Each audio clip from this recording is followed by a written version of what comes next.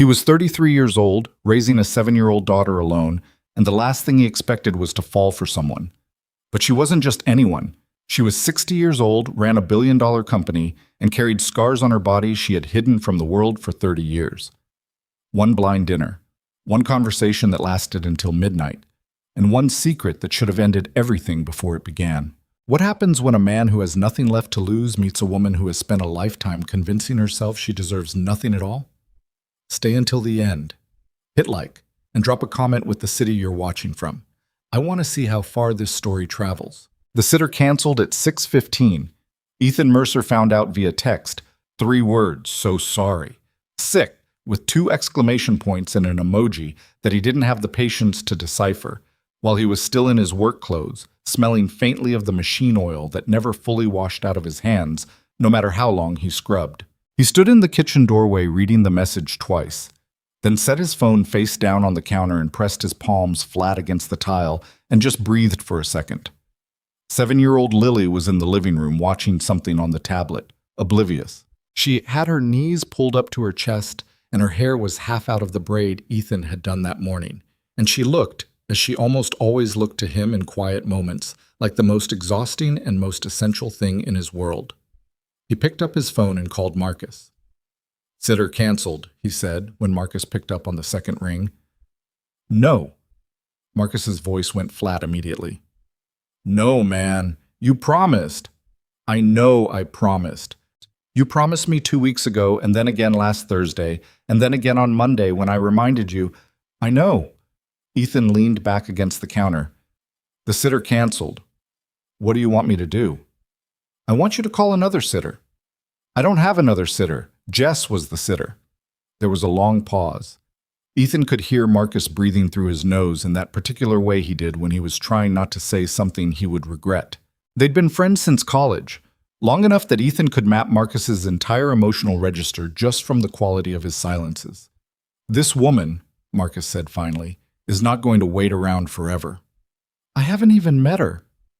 "That's my point. You haven't met her because you keep canceling."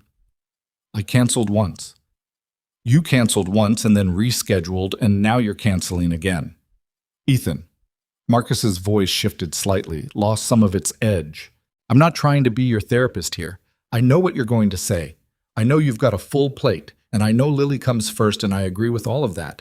But it's a dinner, 2 hours. You haven't been on a date in what, 4 years? 3.5. Oh, 3.5. Forgive me." A pause. "Call your neighbor. The older lady. What's her name?" "Mrs. Park?" "Mrs. Park. Call her. She watches Lily sometimes. You told me that." "She watched her once when I had an emergency at the shop." "So call her and tell her you have an emergency at the shop." Ethan looked at Lily, who had not moved, who was still absorbed in whatever she was watching, one sock half off her foot. "That's called lying. It's called being a human being who occasionally leaves the house." Marcus let out a short breath. "Look, I'm not going to guilt you. You do enough of that to yourself. But I set this up because you asked me to set something up. 6 months ago you asked me, and I finally found someone who I think is actually worth your time, which is not easy because my standards are fine. Your standards are insane, but that's a conversation for another night. Just call Mrs. Park, please. The reservation's at 8. Ethan was quiet for a moment. Through the doorway, Lily laughed suddenly at something on the tablet, a bright, unself-conscious sound, and it moved through him the way it always did. That specific frequency that was equal parts joy and ache. "What's her name?" he said. Marcus took a half-second too long to answer, which Ethan noticed. "Victoria." "Victoria what?" Another half-second. "Ashcroft." Ethan's hand tightened slightly on the phone. Victoria Ashcroft wasn't a name you lived in this city without knowing. She was in the business section of the paper with some regularity, and she'd been the subject of a long profile in one of the national magazines a couple of years ago. He'd read part of it in a waiting room somewhere, remembered a photograph of a woman in her 50s with silver hair cut close to her jaw, looking at the camera with the patient, slightly amused expression of someone who'd been photographed enough that she'd stopped finding it interesting. "Marcus." "Before you say anything, Marcus, she's a person. She's just a person. She's been widowed for 8 years, she doesn't have any kids, and look, I've known her for 3 years through the foundation work, and she's the most genuine human being I've met in a long time. I'm not setting you up with a CEO. I'm setting you up with Victoria. Those are two different things. Ethan didn't say anything. She's nervous about it too, Marcus added more quietly. For what it's worth, he called Mrs. Park. He changed his shirt. He told Lily he had a work meeting and felt the small familiar compression in his chest that came with every half-truth he told her, which was not many, but which accumulated anyway. Lily barely looked up from the tablet. Can we have pancakes tomorrow? She said. Yeah, he said, making pancakes tomorrow.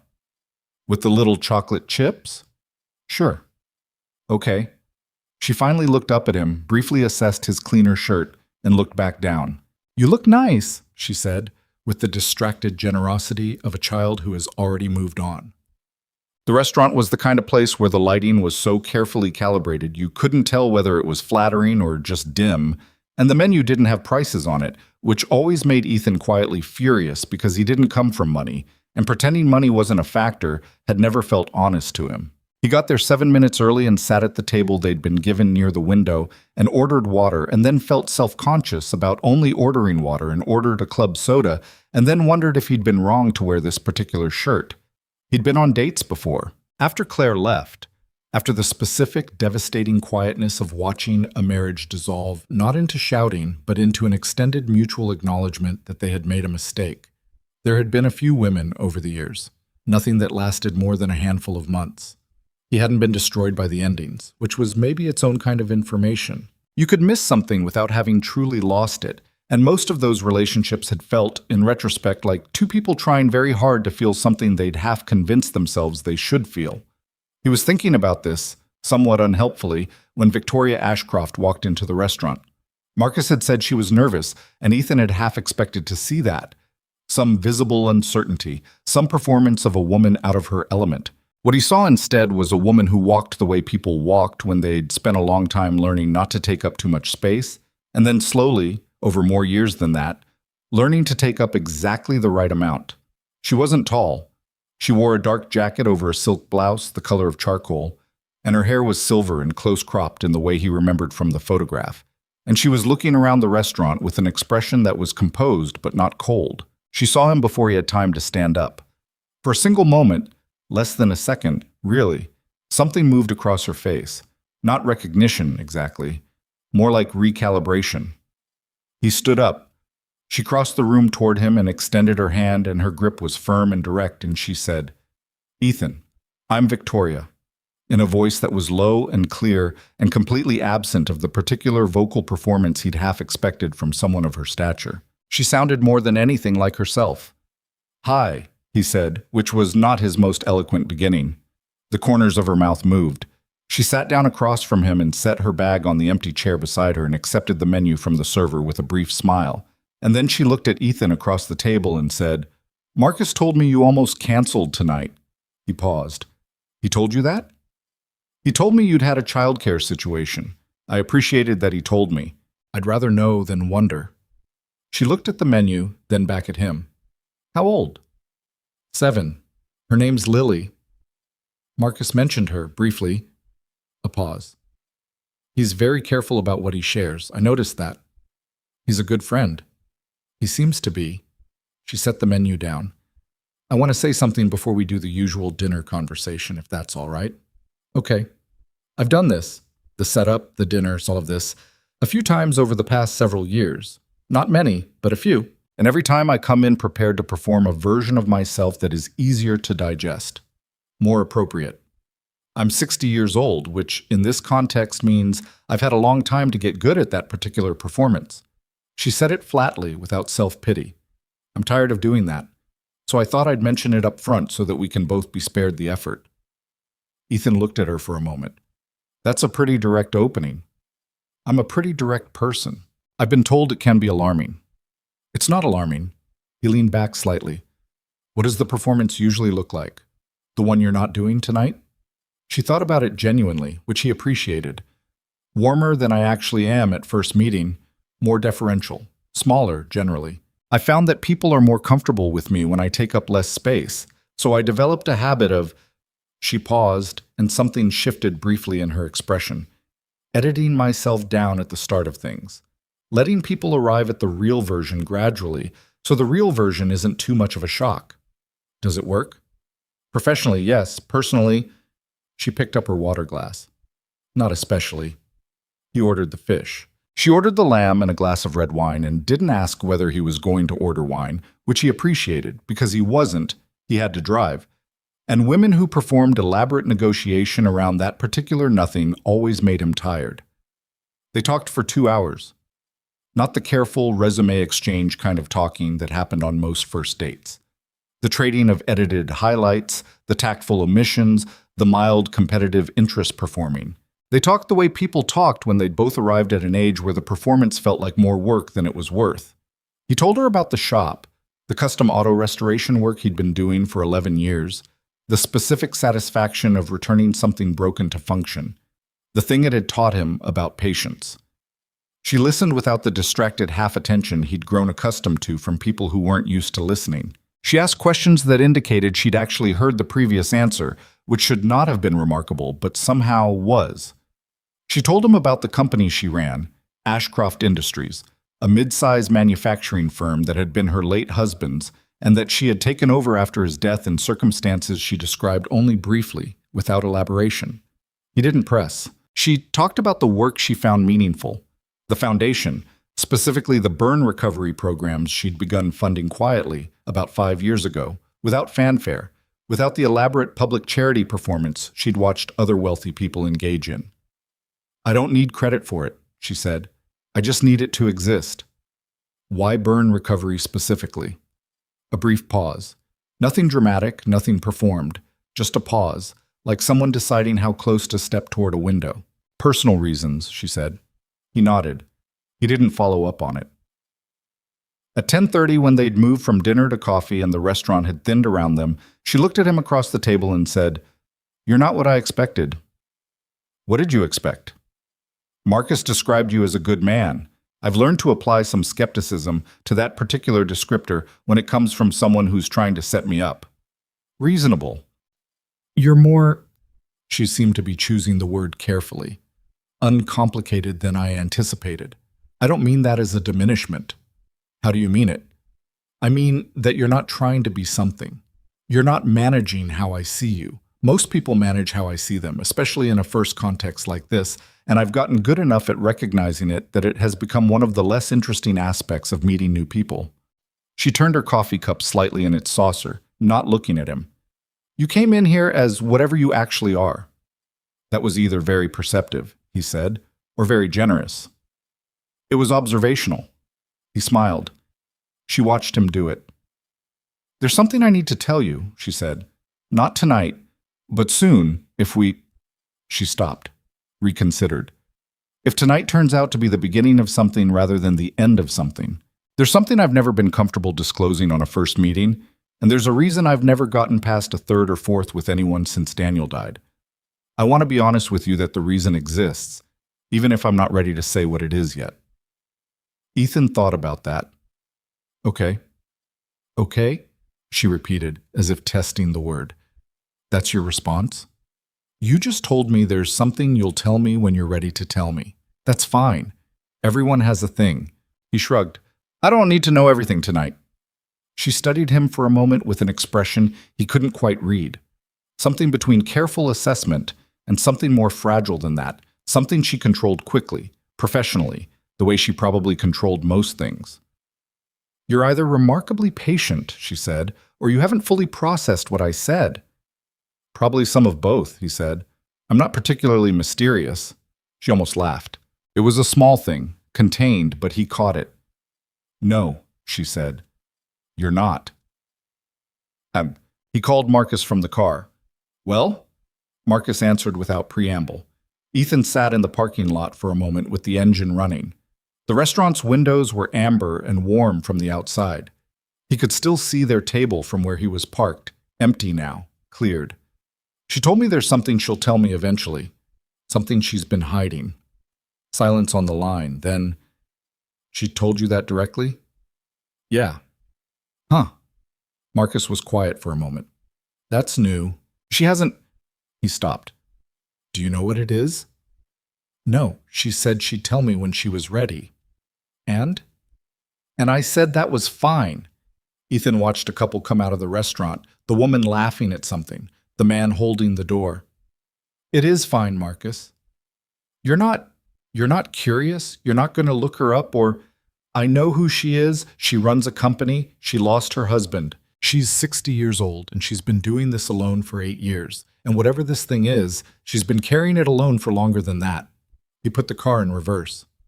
People are allowed to have things they carry alone. Marcus was quiet again for longer this time.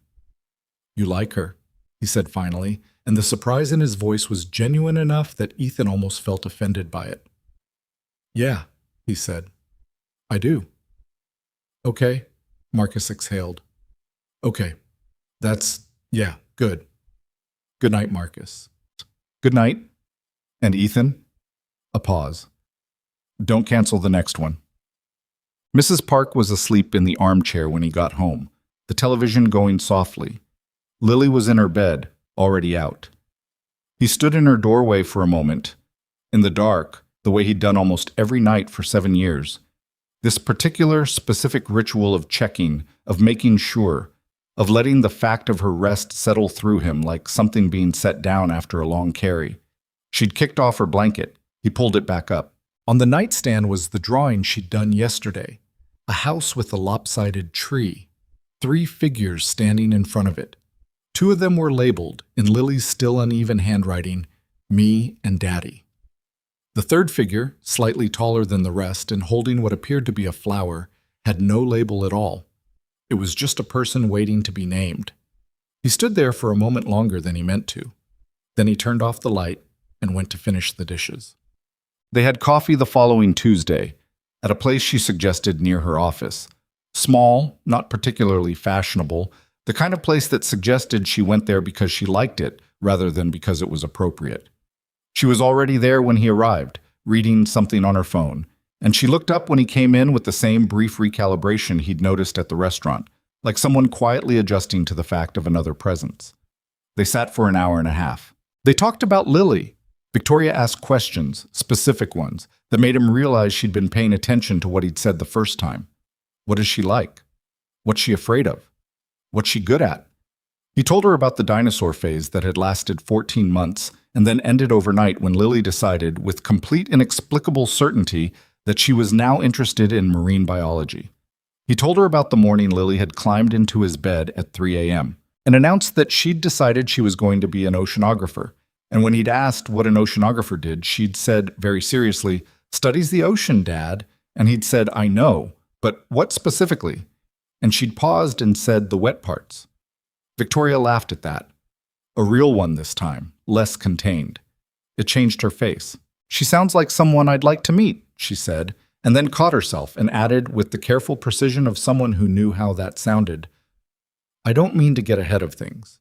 "It's fine," he said. "I've made a habit of not involving myself in anything I can't see a reasonable path through, children especially.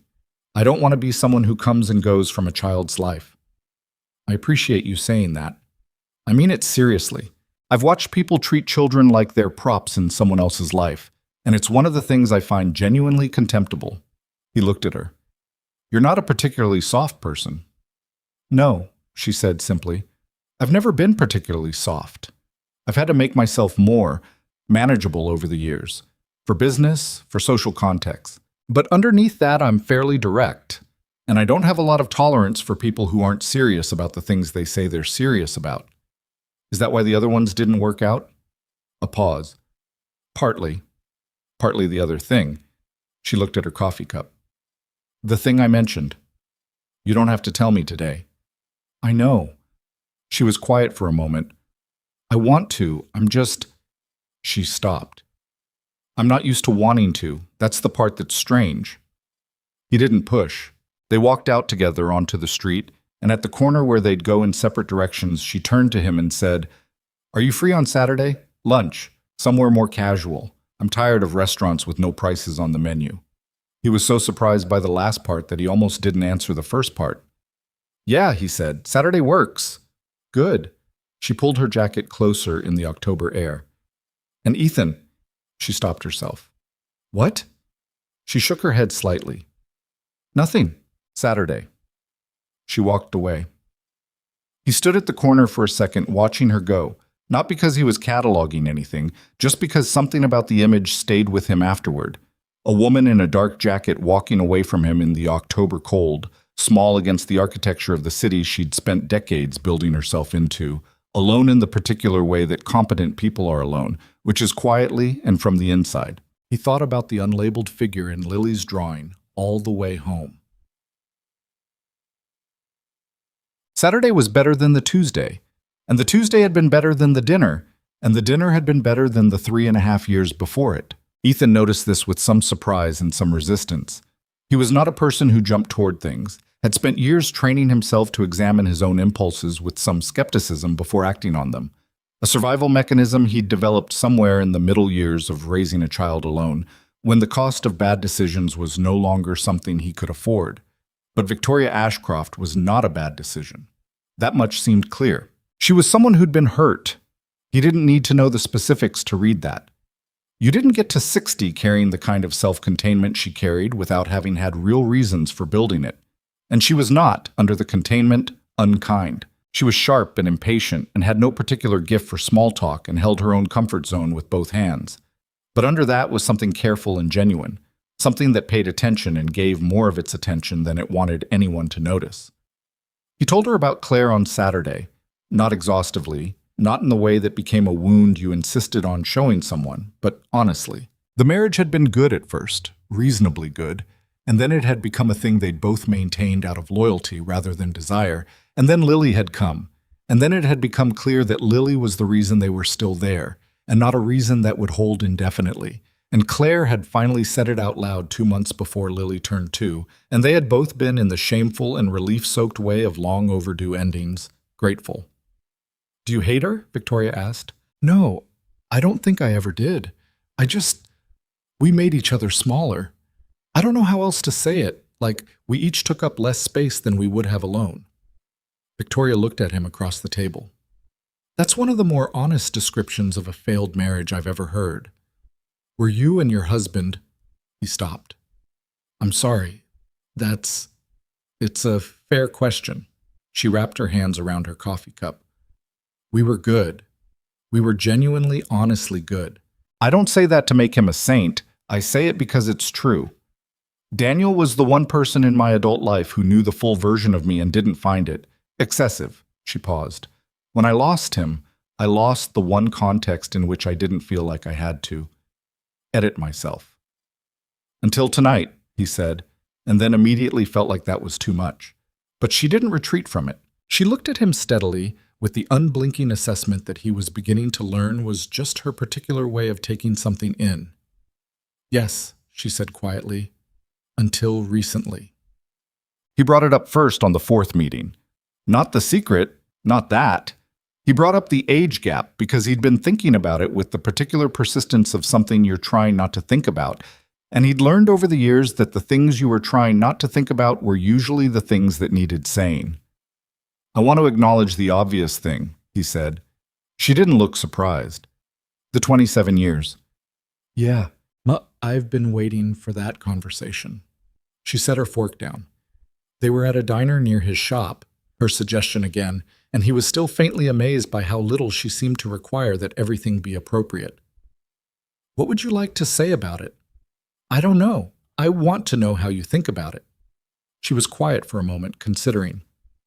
I think it's significant, and I think people will have things to say about it, and I think most of those things will be reductive. I think the part that matters isn't the distance, but what you do across it. She looked at him directly. I also think I'm not interested in protecting my feelings by pretending I'm less invested in this than I am, whatever this is becoming. That's honest. I told you, I'm done with the performance. What I mean is, he tried to find the right words, which was not his strongest skill. I'm not here because you're impressive. I know that sounds strange, but the company and all of it, that's not what this is, for me. I want you to know that. She looked at him for a moment. I believe you, she said. That's actually one of the more unsettling things about you. You're not impressed by things that most people find impressive. Should I be more impressed? No. Something moved in her expression, something quiet and rueful. Absolutely not. He reached across the table and touched her hand briefly. Not a big gesture, just a touch, just contact. And she looked down at his hand and then back up at him and didn't say anything for a moment. There's something I need to tell you, she said. I think I'm ready now.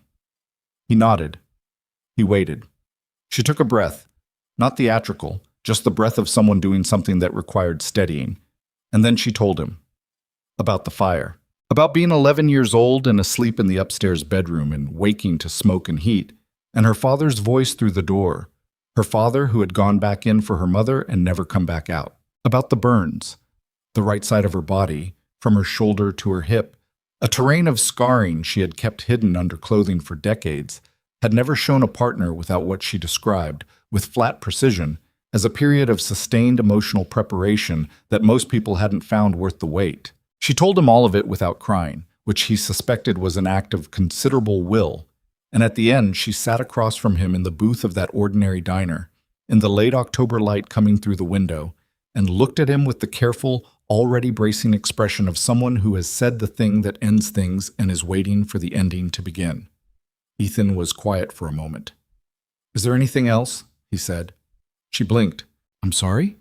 Is there anything else you want to tell me? I just want to make sure I have the full picture. She stared at him. I just told you. I know what you told me.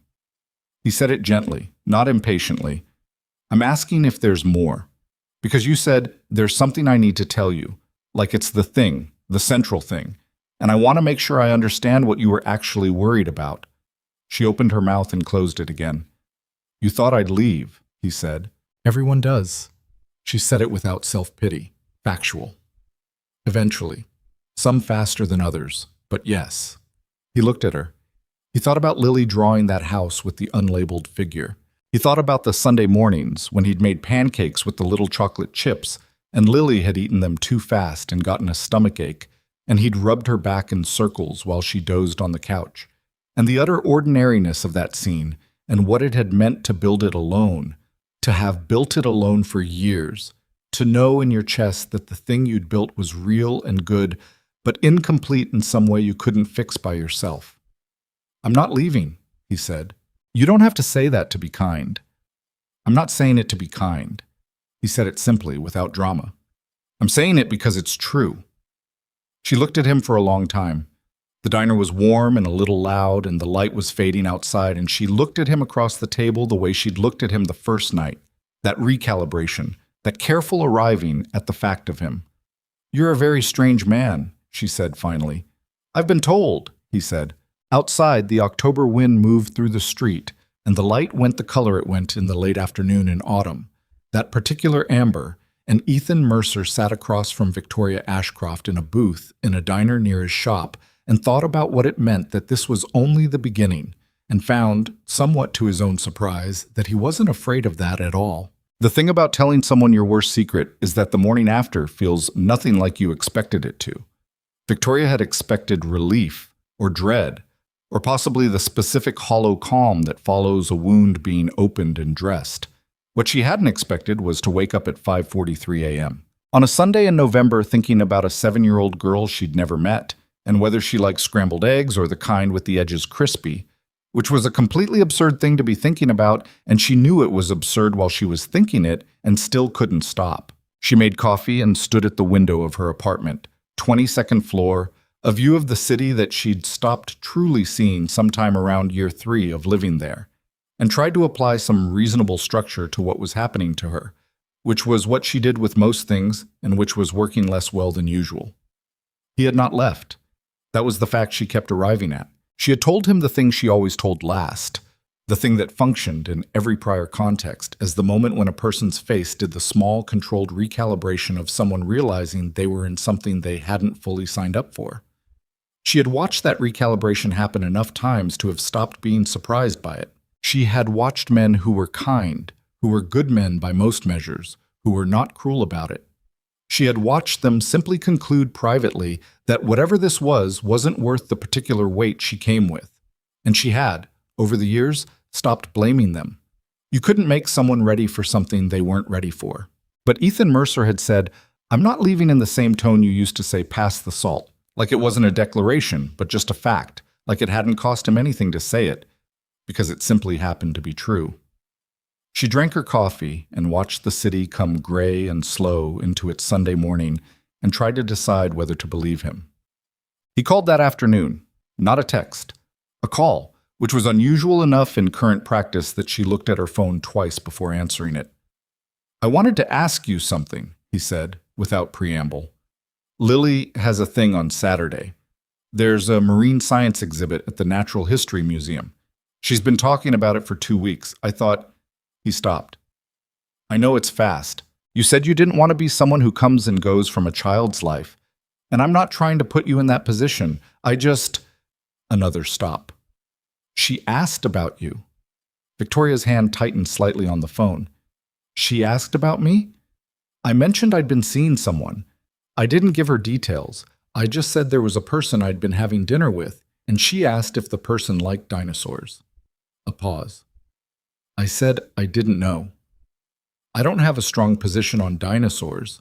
"That's probably fine. She's mostly moved on to marine biology." He was quiet for a moment. "You don't have to. I wanted to offer because she asked, and because I wanted you to know that for me these aren't separate. You and that part of my life. They're not going to be separate, and I thought you should know that now rather than later." Victoria turned away from the window, sat down on the edge of the couch. "Saturday," she said. "Saturday. We usually go in the late morning." She gets tired after 2 hours and starts pulling at my sleeve. "I'll be there," she said. And then, because old habits were genuinely hard to kill, "I might be slightly terrified." Of a 7-year-old? Of a 7-year-old's opinion of me? Yes. Children are unfiltered. She once told Mrs. Park that her apartment smelled like old cheese and apologies. Victoria almost choked on her coffee. Yeah. "I'll be there," she said again, and meant it both times. She arrived at the museum 9 minutes early and stood outside in the November cold watching the families come and go through the main entrance, strollers, small children in bright coats, the specific mild chaos of Saturday morning with kids. And she thought, this is what I have been outside of for 30 years, not by accident and not entirely by choice. She had built a life that made sense to her, that had its own logic and its own satisfactions. But it was a life without this particular texture, without the small bright colors of it. Ethan came up the steps with Lily 3 minutes later. She recognized him from across the plaza. That particular walk, the slight forward lean of someone who's spent years carrying things. Lily was ahead of him by 4 feet, pulling slightly at the hand he had on her wrist, wearing a yellow coat and a backpack that had a whale on it. And she was talking, rapidly and continuously, about something that Ethan was responding to with the expression of a man who had been hearing about marine biology for 6 weeks and was deeply committed to remaining enthusiastic about it. He saw Victoria. His face changed. Not much, just a small thing, a settling. Lily followed his gaze. She stopped walking. She looked at Victoria with the complete, uncurated assessment of a child who hasn't yet learned that staring is rude. Victoria walked toward them and crouched slightly so she wasn't towering over a 7-year-old, and held out her hand and said, "Hi, I'm Victoria." Lily looked at the hand, then at Victoria's face. "You have gray hair," she said. "Lily," Ethan said. "No, she does." "It's fine," Victoria said. "I do have gray hair. It used to be darker, but it went gray when I was in my 40s. Lily considered this information. "My teacher, Mrs. Calloway, has gray hair. She's really nice." "That's good company to be in," Victoria said. Lily seemed to find this acceptable. She took Victoria's hand, not Ethan's, Victoria's, with the brisk confidence of a child who had decided something and was acting on it, and said, "They have a giant squid, a real one. It's preserved, but it's real," and pulled her toward the entrance. And Victoria looked back at Ethan over her shoulder with an expression that she suspected communicated approximately what is happening. And he had the look of someone trying very hard not to laugh. The giant squid was, as advertised, enormous. Lily explained things about it with the authority of someone who had done considerable independent research and was aware of the gap between her knowledge and the exhibit's placard. Victoria listened with genuine attention because one of the things she'd learned over 60 years was that children who were given real attention rather than performed attention knew the difference immediately, and Lily Mercer was clearly not a child you could condescend to without her noticing. It says here they can grow up to 43 feet, Lily read from the sign, then looked at Victoria. That's longer than a bus. That's longer than my office. Lily looked at her. You have a big office? It's a reasonable size. My dad's shop smells like motor oil, and it has a calendar on the wall with cars on it and a coffee maker that makes a really loud noise. She said this not critically, but with the cataloging precision of someone describing a beloved environment. What does your office smell like? Victoria thought about it. Paper. And the coffee's better than the noise level would suggest. Lily nodded as if filing this. She moved to the next exhibit, and Ethan materialized at Victoria's left shoulder, close enough to talk quietly. She likes you, he said. She's interrogating me. That's how she likes people. She interrogated Mrs. Park for 40 minutes the first time they met. Asked her why she kept plants if plants just died anyway. What did Mrs. Park say? Said that things dying didn't mean you shouldn't have had them. He paused. She's a smart woman, Mrs. Park. They followed Lily through the rest of the marine exhibit, and then through a section on ocean geology that Lily was less interested in, but powered through with the grim determination of someone completing a checklist. And by the time they reached the small cafe near the museum's east wing, Lily was, as predicted, pulling at Ethan's sleeve. They got hot chocolate for Lily and coffee for themselves, and they sat at a small table with the remnants of Saturday morning around them. And Lily drew in the notebook she carried everywhere while Ethan and Victoria talked in the low, unhurried way they'd developed over the past several weeks. That specific rhythm of two people who'd stopped needing to fill silences. She drew you a picture, Ethan said suddenly, quietly, so Lily wouldn't hear. Last night, she asked me how to spell your name. Victoria went very still for a second. She did? She doesn't draw people she's not interested in. It's a thing with her. He stirred his coffee. I'm telling you because I want you to be prepared so you don't have a visible reaction that embarrasses her when she gives it to you. I'm not generally someone who has visible reactions. I know. I'm still telling you. He glanced at Lily, who was focused on her notebook. She lost her mother pretty early. Not through death. Claire's alive. She's just not present in the way Lily would need. She's never said anything directly about it, but you can tell she's sorted it in her own way, decided it means something particular, made peace with it in the way 7-year-olds make peace with things, which is not always real peace, but something that works for now. He stopped. I'm saying she's not looking for someone to fill that, but she draws people she likes. Victoria looked at the table for a moment, at her coffee cup, at the grain of the wood. I want to be careful, she said. I mean that genuinely. I don't want to be an exciting thing that turns into an absence. I've thought about that. I know you have. I don't know exactly what I'm offering her. I've never been anyone's. She stopped herself. I just want to be honest that I'm arriving at this without a template. Neither did I, he said. Nobody does. Lily looked up from her notebook then, as if she'd felt them talking about her, and she looked at them both for a second with that same clear, unfiltered assessment. Are you two going to keep seeing each other? She asked. Ethan looked at Victoria. Victoria looked at Lily. Yes, Victoria said. I think so. Lily considered this for a moment. Then she tore a page out of her notebook and slid it across the table to Victoria without making a big thing of it, already looking back down at her drawing before Victoria had even unfolded it. It was a picture of 3 people standing in front of what appeared to be an ocean. The 2 smaller figures were labeled Me and Daddy. The taller figure, on the right side, had a small crown of gray scribbled around her head and was labeled in Lily's uneven 7-year-old handwriting, Victoria. The spelling was wrong. Victoria didn't care even slightly. She folded it very carefully and put it in her coat pocket and said, to the table rather than to either of them, Thank you, Lily. You're welcome, Lily said, still not looking up. You can keep it. November became December in the way it did in the city, not dramatically, not all at once, but through accumulated small shifts, the cold settling in for real, the light going early in a way that changed how interiors felt, the particular quality of coming home to a lit window that Ethan had always been quietly grateful for, even in the hardest years. He and Victoria fell into something that wasn't quite a routine and wasn't quite not one. Tuesdays and Saturdays, usually. Sometimes a phone call in the middle of the week when one of them had a thing, a work situation that needed talking through, or Lily had done something that needed to be told to someone who would appreciate it properly. He'd started to notice that Victoria listened differently on those calls than she did in person. That without the social mechanics of a shared space, she was slightly more herself, slightly less managed, and he decided not to mention it because he didn't want her to manage that too.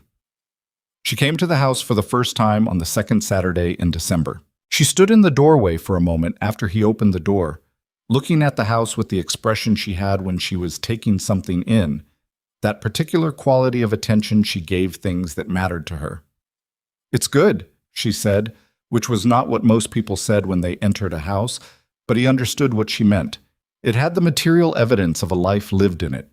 Lily's artwork on the refrigerator, a soccer ball by the door that no one had put away, the coffee maker Mrs. Park had given him 2 Christmases ago that he couldn't figure out how to replace because of the way Lily had named it, Gerald. "Lily!" he called. A thunderous sound from upstairs that resolved into Lily, appearing at the top of the stairs, took one look at Victoria and said, "You came!" with a volume and enthusiasm that suggested she'd had some doubts. "I came," Victoria confirmed. Lily came down the stairs not by the conventional method, but by sitting on the top step and bumping down one at a time, which was her preferred approach, and one Ethan had long since stopped trying to correct. She reached the bottom, stood up, said, "Do you want to see my room?" and was already heading back up before Victoria had answered.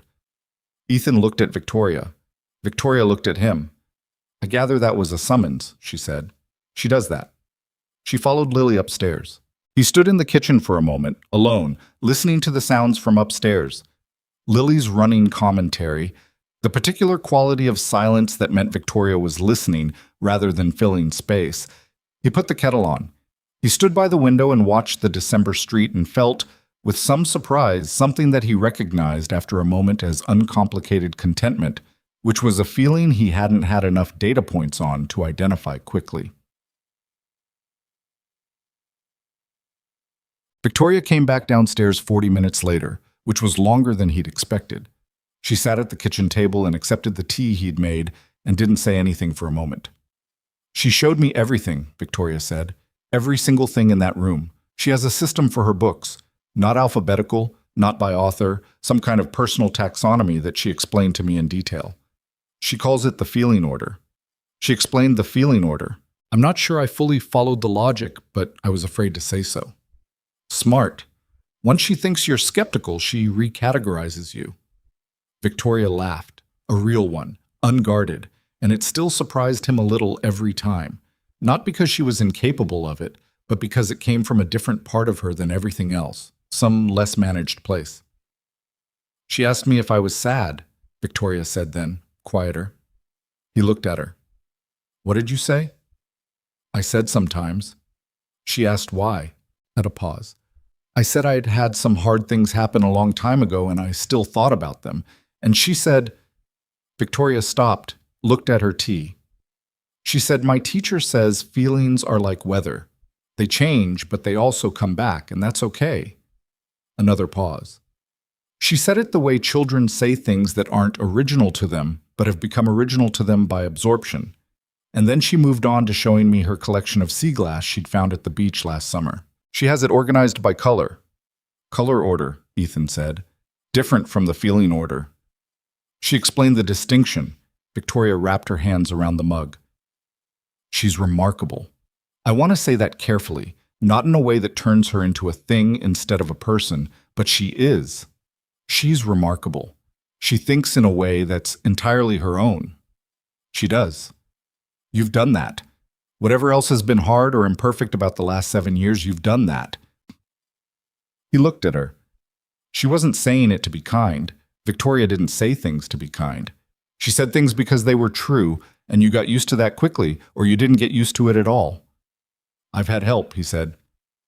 You've had some help. The daily architecture of it was yours. She looked at him with the particular steadiness that he'd come to understand as her version of something warmer than most people's warmth. You should know that. Somebody should say it to you. He didn't answer for a moment. The kettle was quiet. From upstairs came the sound of Lily rearranging something, a small domestic crash followed by the sound of her talking to herself as she fixed whatever she'd knocked over. Thank you, he said. I mean it. I know you do. He met her eyes. That's why it lands. Gint. Christmas came with the usual controlled chaos of a house with a 7-year-old, which meant the decoration process took 4 times as long as it should have, and involved several negotiations about where specific ornaments were allowed to go, and one brief crisis when the string of lights from last year turned out to have a dead section in the middle. Ethan fixed the lights. Lily supervised. Victoria, who had arrived with a bottle of good wine for him and a bag she gave to Lily without ceremony that turned out to contain a field guide to ocean life and a box of very good colored pencils, sat on the couch and watched this process with the expression of someone watching something they hadn't known they wanted to see. She stayed for dinner. She stayed after dinner. At 8:30, Lily fell asleep on the couch between them. Just went abruptly, completely unconscious the way small children did, her head at some angle that was going to make her neck ache in the morning. Ethan put a blanket over her. They sat, the two of them, in the lit living room with the tree they'd decorated badly and a sleeping child in the particular quiet of a house at rest. This is strange, Victoria said softly, after a while. Strange bad? Strange good. She was looking at the tree. I'd forgotten what this felt like. A house at night with someone else in it. He looked at her profile, the careful architecture of her face, the way the low light caught her silver hair. She was 60 years old and she was the least sentimental person he'd ever met, and she was sitting in his badly decorated living room looking at his sleeping daughter with an expression she probably didn't know she was wearing. Do you want it? He said. This. Something like this. She was quiet for a moment, not evasive, just honest, and honesty for her required a moment's precision. Yes, she said. I do. I've been afraid to want it for a long time, but yes. He reached over and took her hand. She didn't make anything of it. She just let him hold it, and they sat there in the quiet while Lily slept and the December dark pressed against the windows. And for a little while neither of them said anything at all. It was not a perfect moment. The lights had a dead section they hadn't fully solved, and his back hurt from 3 hours of crouching in the attic finding boxes, and there was a dish in the sink he'd forgotten to wash. Victoria's shoulder was tense in the way it got when she'd been managing something all day, and he could feel it in the quality of her hand, the slight resistance she hadn't quite let go of yet. But it was real. It was theirs. And for Ethan Mercer, who had spent 3.5 years reminding himself that real was enough, that real was, in fact, everything, that was more than sufficient. Lily shifted in her sleep and made a sound that might have been a word about the ocean. Victoria looked down at her, and her hand in Ethan's loosened just slightly, like something finally setting down its weight. January arrived the way it always did after a good December. Slightly gray, slightly deflating, the ornaments down and the tree out, and the house returning to its ordinary dimensions. Ethan noticed the shift more this year than he had in previous ones, which told him something about what December had contained. Victoria was the difference. Not in an obvious way, not in the way people talked about love-changing things as though the furniture got rearranged overnight. It was smaller than that. It was the fact that Tuesday nights now had a shape they hadn't had before, that his phone had a different weight in his pocket because it might be her, and he was, embarrassingly, not indifferent to that. It was the fact that Lily had added Victoria, still spelled wrong, and he'd decided privately that he would never correct it, to the rotation of people she asked after, right between Mrs. Park and her friend Danny from school, in the matter-of-fact way she had of incorporating things she'd decided to keep. What he didn't fully account for going into January was that Victoria had her own calendar, and on her calendar, February was a month with a name. He noticed the change incrementally, the way you noticed weather shifting before you could name it. She canceled Tuesday the second week of January. Not unusual. She was a person who ran a company, and companies had crises, and she called him rather than just texting, which he appreciated. Then she rescheduled and came, but was distracted in a way she didn't fully acknowledge, present in the physical sense but slightly elsewhere. Her attention folded inward on something she wasn't offering up. He didn't press. He'd learned early that pressing Victoria was roughly as effective as pressing a wall, not because she was cold, but because she moved toward things in her own time, and you could either trust that or create a problem. Then she missed Saturday. A work thing, she said. Necessary. He believed her because it was always technically true. There was always a work thing, but there was a new quality to the cancellation that he couldn't name cleanly. Lily asked where Victoria was. He said she was busy with work. Lily processed this for a moment and then said, "Is she okay?" With the unnerving directness of a child who was picking up frequencies adults assumed children couldn't hear. "I think so," he said. "I think she's just got a lot going on right now." Lily looked at him. "You should check on her." "I am." "Check more," Lily said, and went back to her coloring. He called that evening. Victoria answered on the fourth ring, which was not like her. "Hey," he said. "How are you doing?" "Fine." Pause. "Tired." "How's Lily?" "She told me to check on you more." A short silence. "She said that. Verbatim. She's—" Victoria stopped. He could hear something in the background that sounded like her office, the particular ambient quiet of a large space where someone was alone at an hour when they shouldn't be. "I'm still at work. It's 9:15. I know what time it is." He didn't say anything for a moment. He had learned to let her silences breathe, to not rush in to fill them, because what lived in her silences was usually more honest than what she put around them. "Victoria." "I'm fine, Ethan. You said that already." Another silence, longer. "There's a period every year around this time leading into February that I find difficult. I manage it. I've been managing it for 30 years. It doesn't mean anything is wrong." "Okay," he said. "What does managing it look like?" "Work. Keeping a full schedule. Not—" A pause. "Not sitting still long enough to feel it." He thought about that. "That sounds exhausting." "It is what it works." "Does it? Work?" The silence that followed was the particular kind that meant he'd said something she didn't have a prepared answer for. "I'll see you Tuesday," she said. "I'm sorry I missed Saturday." "I'm not looking for an apology." "I know." Quieter now. I'll be better on Tuesday."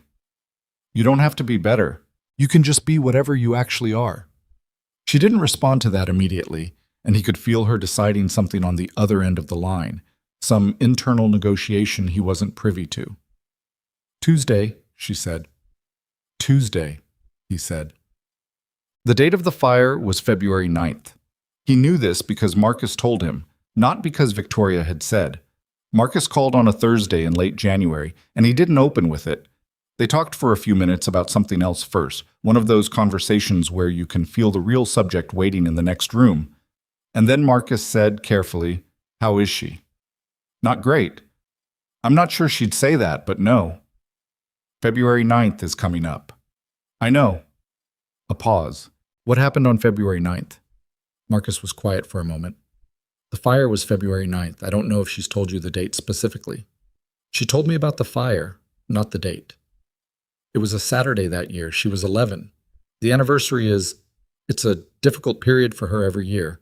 Some years she manages it better than others." He paused. "She doesn't usually let people get close enough to see how it actually goes." "What does that mean?"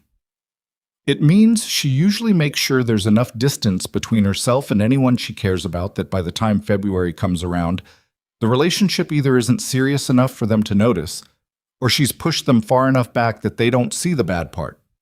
Marcus stopped. "You're the first person in a long time who she hasn't pushed." Ethan sat with that for a moment. "She's trying, though." "Yeah, I think she's trying."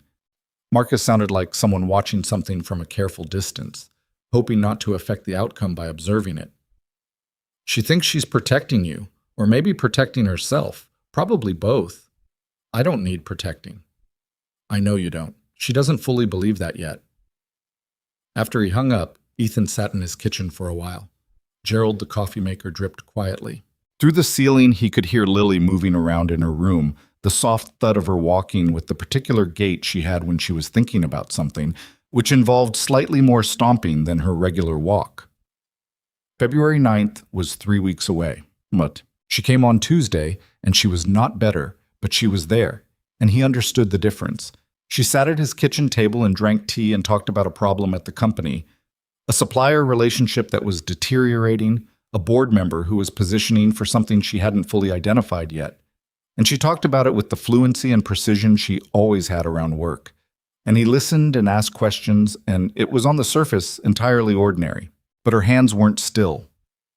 That was the thing.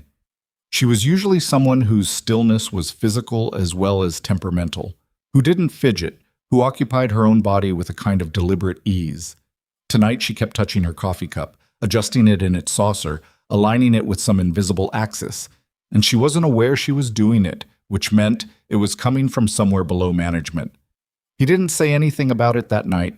He told her about a restoration job he'd just started, a 1968 Mustang in a condition that would have depressed a lesser person, with electrical issues that had so far resisted all logic. And she listened, and some of the tension in her shoulders dropped maybe 15%, and that was enough for tonight. She left at 10. At the door she paused with her coat half on and said, "I'm not trying to disappear. I know. I do this thing. I've been told I do it by more than one person, so I believe it's true, where I preemptively create distance when I expect something painful, so that the painful thing happens to a version of me that's further from the things I care about." He looked at her. "Does it help?" "Not really." She finished putting her coat on. "I just wanted you to know I'm aware of it, in case you're noticing something." "I'm noticing some things." "Okay." She looked at him for a moment. "I'll try. I'm not asking you to try to be different. I'm asking you to try to stay." The distinction landed. He could see it. She didn't say anything for a second, just looked at him with that particular quality of attention she had, the kind that meant she was actually taking something in. "I'll try," she said again, but it meant something different now. February 9th fell on a Wednesday that year. He knew she had a board meeting. She'd mentioned it 2 weeks ago in passing. That February had the quarterly board meeting, said it without inflection, the way she mentioned things she was already managing. He sent a text in the morning. "Thinking about you today?" Simple. He didn't overload it. She didn't respond until evening. "Thank you." Then 3 minutes later, long day. He called. She didn't answer. He didn't leave a voicemail. The next day, Marcus called him. Victoria was at the hospital. She had collapsed in the parking garage after the board meeting. Her assistant had found her, had called the ambulance. She was stable. Dehydration, exhaustion, blood pressure that had dropped below where it should be. But she was in a hospital bed and her phone was off, and the only reason Marcus knew was because her assistant had called him as the one person in her contact list listed under, "in case of." Ethan was in the car before Marcus finished the sentence. The hospital was the particular kind of fluorescent and beige that seemed designed to flatten everything, the small and the large, the routine and the terrible, into the same effectless register. He asked for her at the front desk and gave his name, and the nurse looked at him with the careful neutrality of someone who was going to check whether he was on a list. He was not on a list. He called Marcus, who called someone, and he stood in the waiting area for 11 minutes, which was long enough that he had time to notice the linoleum pattern and the way the lights hummed and a child across the room who was holding a stuffed bear and watching him with the particular calm of a child who had been in this room before and knew the waiting didn't last forever. The nurse came back and said he could go back. Victoria was in a bed near the window, which wasn't a view of anything except another building's concrete face, but the light was different there than in the center of the room. She was hooked up to a drip, and her jacket was on the chair beside her, and she was very still in the particular way she was still when she was not managing anything, which was rare and which always showed something underneath the management. She looked, not smaller exactly, but more precisely herself, as though without the context of offices and boardrooms and the elaborate architecture of her professional life, what was left was just a person, a 60-year-old woman who had been carrying something very heavy for a very long time. She opened her eyes when he came in. For a moment she just looked at him, Her expression did something complicated. Not quite surprise, not quite relief, something that moved through several registers too fast to name. "Marcus shouldn't have called you," she said. He pulled the chair from against the wall and sat down next to the bed. "Hi to you too."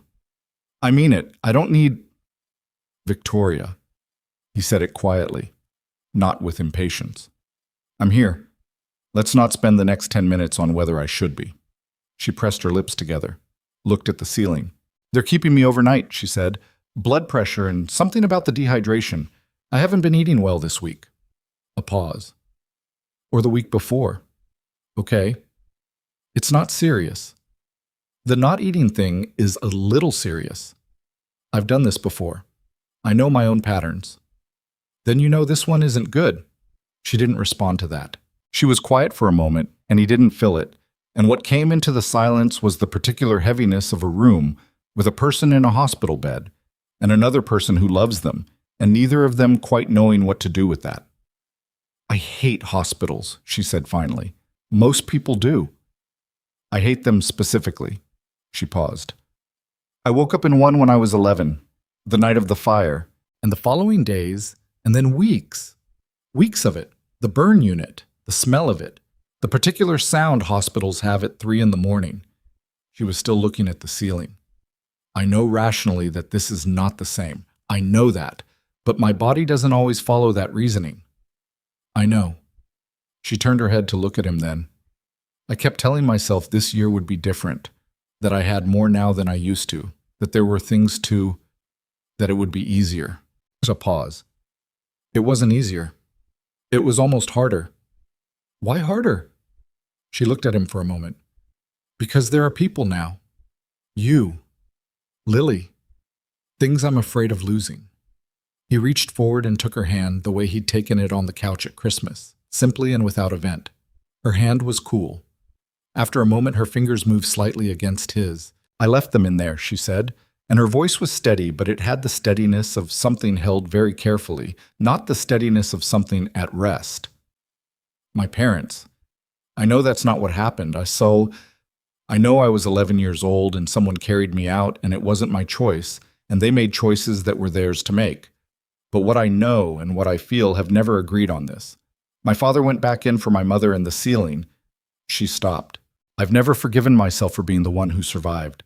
30 years, and I've never once, not a single day, thought about that night without feeling like something is owed, like I'm living on borrowed time that should have belonged to them." The room was very quiet. Down the hall somewhere, a monitor beeped in its steady idiot rhythm. "You were 11, he said. "I know." "You were a child." "I know that too." "Victoria." He waited until she looked at him. "You know it, and you don't believe it. That's different from not knowing." She didn't answer. Her jaw was tight in the way it got when she was refusing to let something through. "You've been punishing yourself for 30 years, he said, "working until you collapse, keeping people at enough distance that you can't get too comfortable, making sure you never feel like things are good enough that you'd notice if they were gone." He held her gaze. "You told me yourself. The distance, the managing, running the burn programs quietly without taking credit. Every time something good happens, you manage it down until it can't hurt you when it's taken." Her eyes went bright for a second. Not quite tears, not yet, just the pressure of them somewhere close. "I'm not trying to analyze you," he said. "I'm just saying I see it, and I don't think you're too broken for this. I don't think that. You've known me 4 months. 4 months of you trying very hard to show me the version of yourself you think is most likely to end this, and I'm still here." He said it plainly.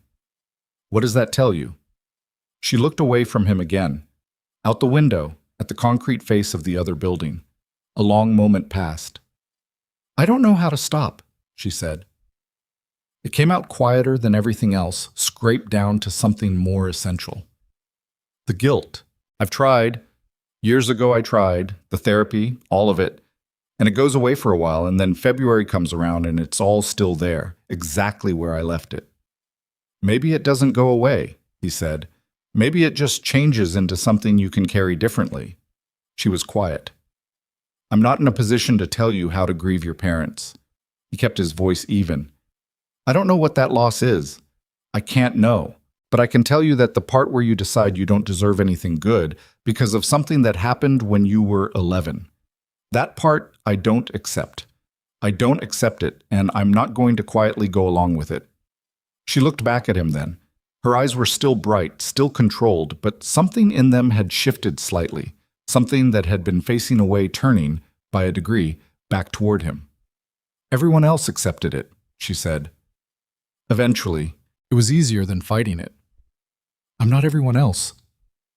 No. She looked at him for a long moment. You're genuinely not? He held her hand. She let him. Later, an hour later maybe, the hospital settling into its nighttime rhythms around them, she said, You should go. You need to be home for Lily.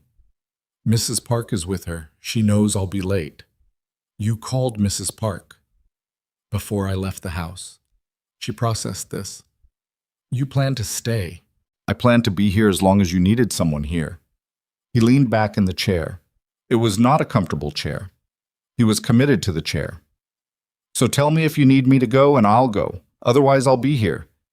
Victoria looked at him for a very long time. He could see her working through it. The old instinct to say, I'm fine, I don't need anything.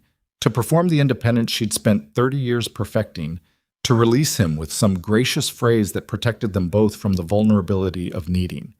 She didn't say any of those things. The night shift nurse is named Gerald, she said instead. Like your coffee maker. He blinked.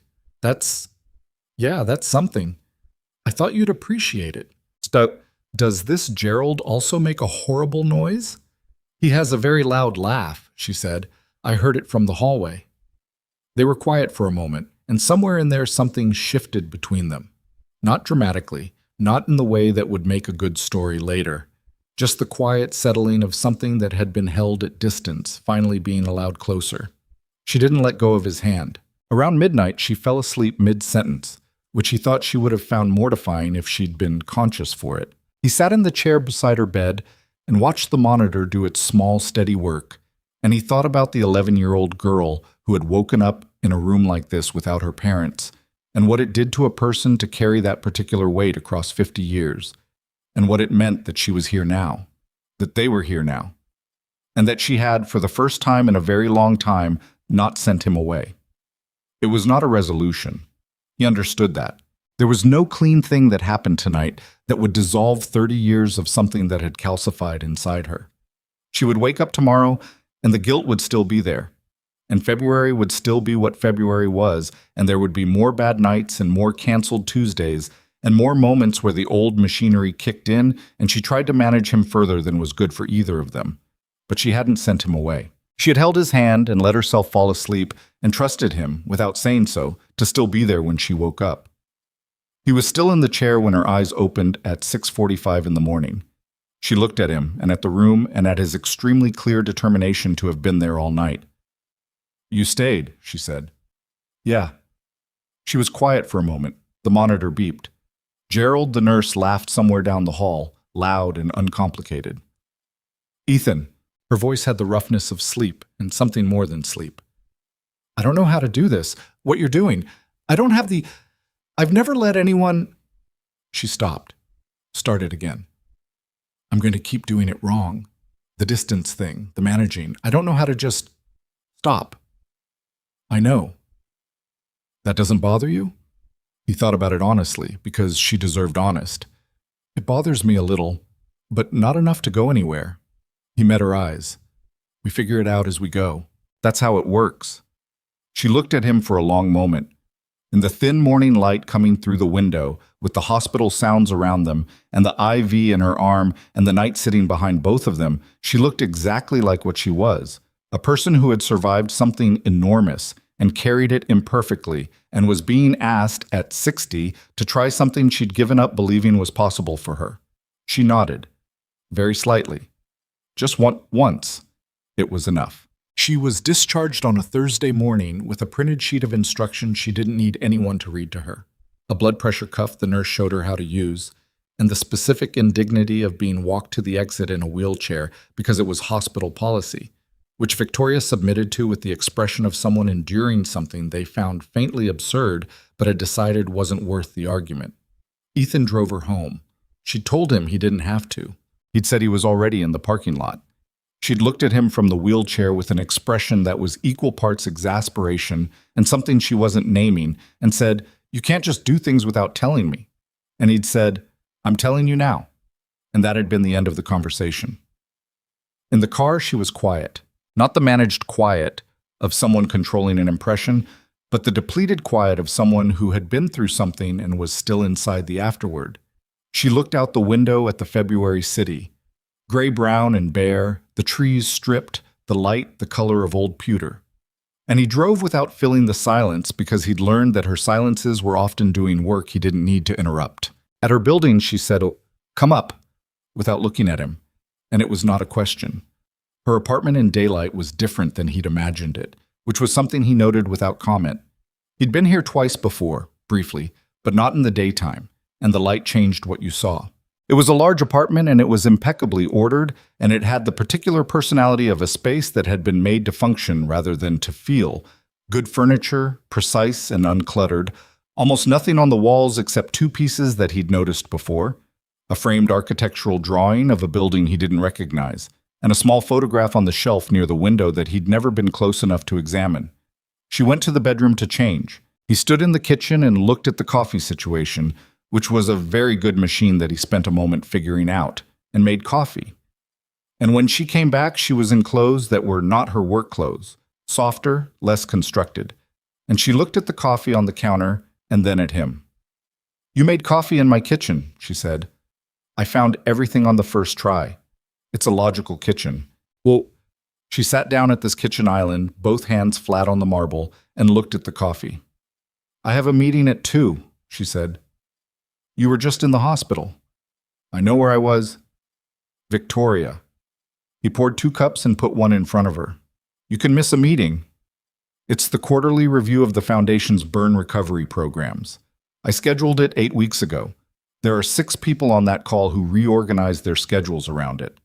She wrapped her hands around the mug. "I'll do it from here." He looked at her. He had learned by now to pick the arguments that were worth picking, and he had learned that Victoria Ashcroft doing her foundation work from her couch 2 days out of the hospital was not actually the thing he needed to push back on. Some things were not coping mechanisms.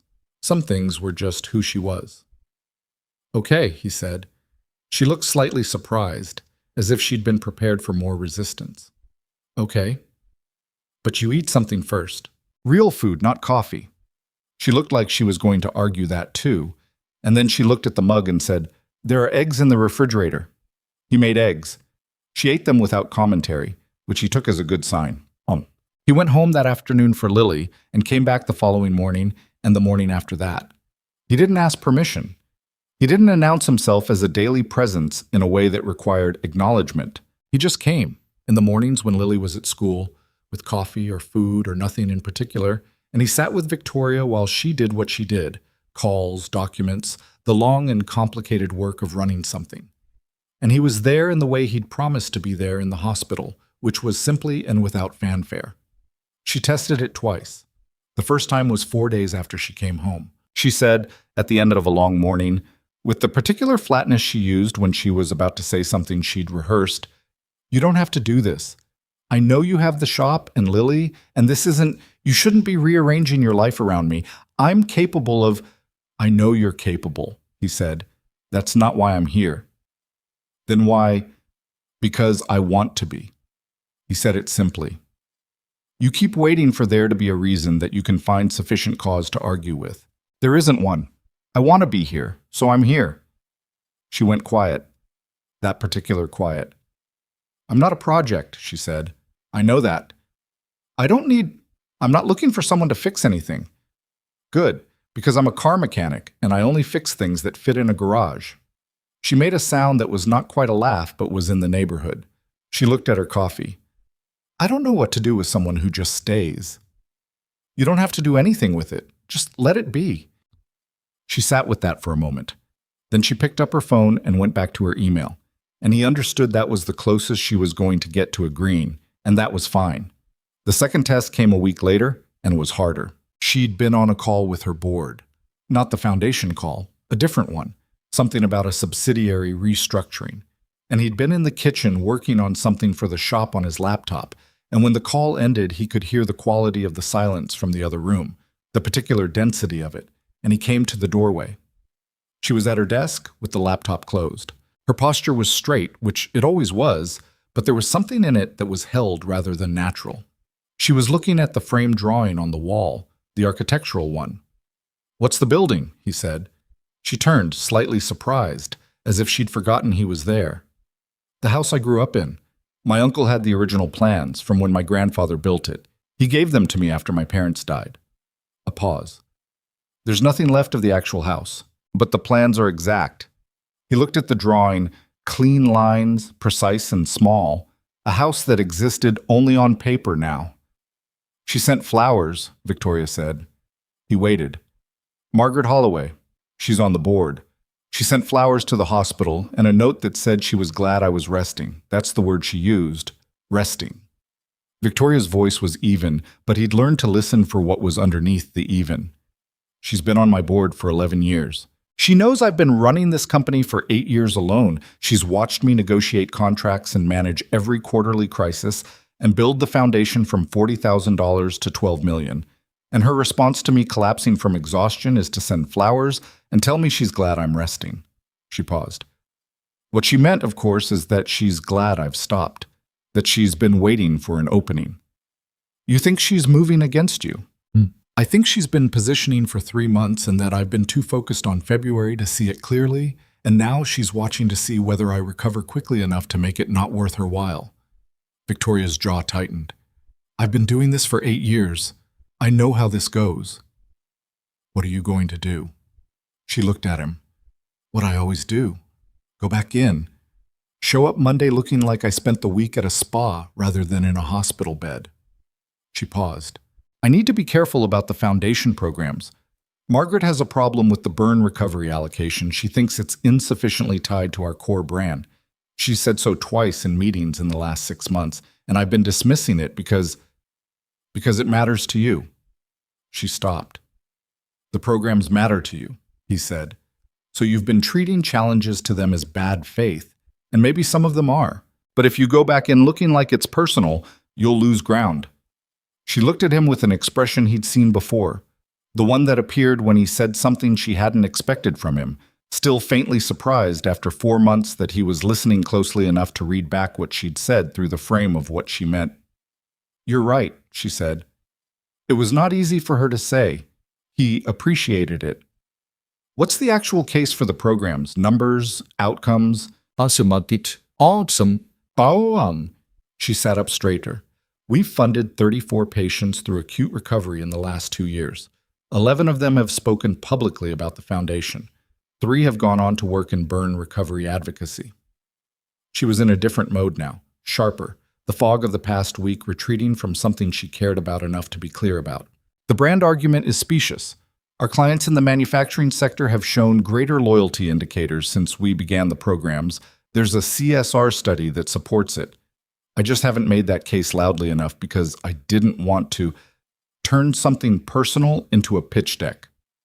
"Yes." She looked at him. "Yes, exactly." "Make the pitch deck," he said.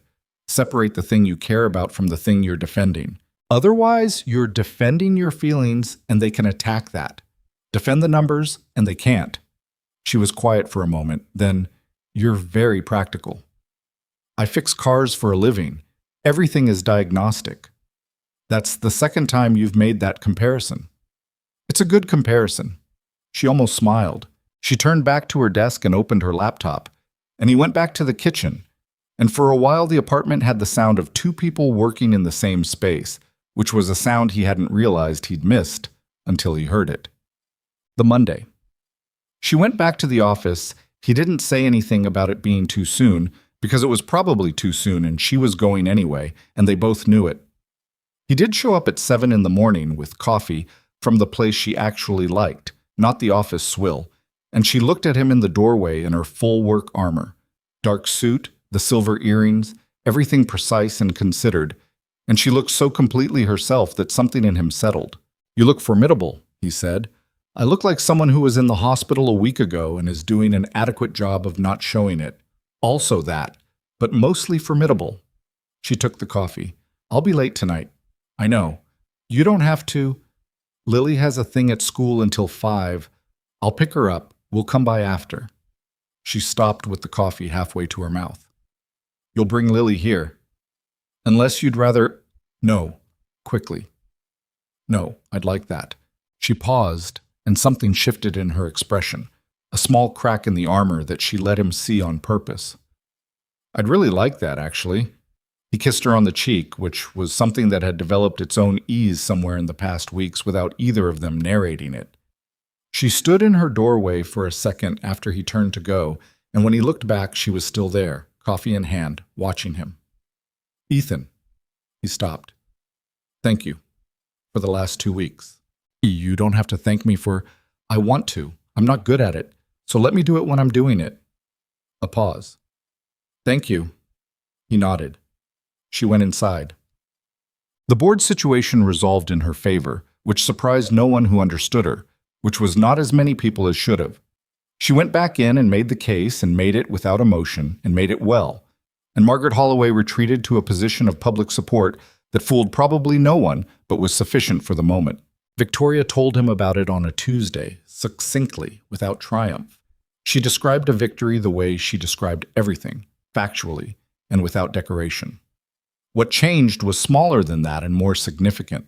What changed was that she started talking about the foundation programs differently, not in the defensive mode she'd been using when they were under threat, not in the controlled corporate language she defaulted to in professional contexts. She started talking about the patients. She mentioned a young woman, 23, a kitchen fire, significant burns on her hands and forearms, who had been in the acute recovery program and had recently started a small business. She mentioned a teenage boy whose school had been helping with his reintegration and who had, according to a note her foundation director had forwarded, given a presentation to his class about living with visible scarring. She mentioned a man in his 40s who had written a letter to the foundation and whose letter she had read twice. He said something, she told Ethan one evening in the kitchen of her apartment, while he was attempting to cook something with her slightly too minimal collection of cookware. In the letter, he said that for years after the accident, he felt like the scars were something he was carrying for everyone else, that when people looked at them, they were responding to their own discomfort, not to him, and that he'd spent so long managing other people's reactions that he'd lost track of what he himself actually felt about what happened. Ethan put down the spoon, and you knew exactly what he meant. She looked at her hands, both of them flat on the kitchen counter. I've been doing it for 30 years, managing other people's response to it, covering it, choosing clothes and lighting and angles. A pause. Treating my own body like something to be administered. And now? She was quiet for a moment. I think I'm tired of administering it. He waited. I wore short sleeves last week, she said, in my own apartment alone, which shouldn't be an event, but it was. He didn't say anything for a moment.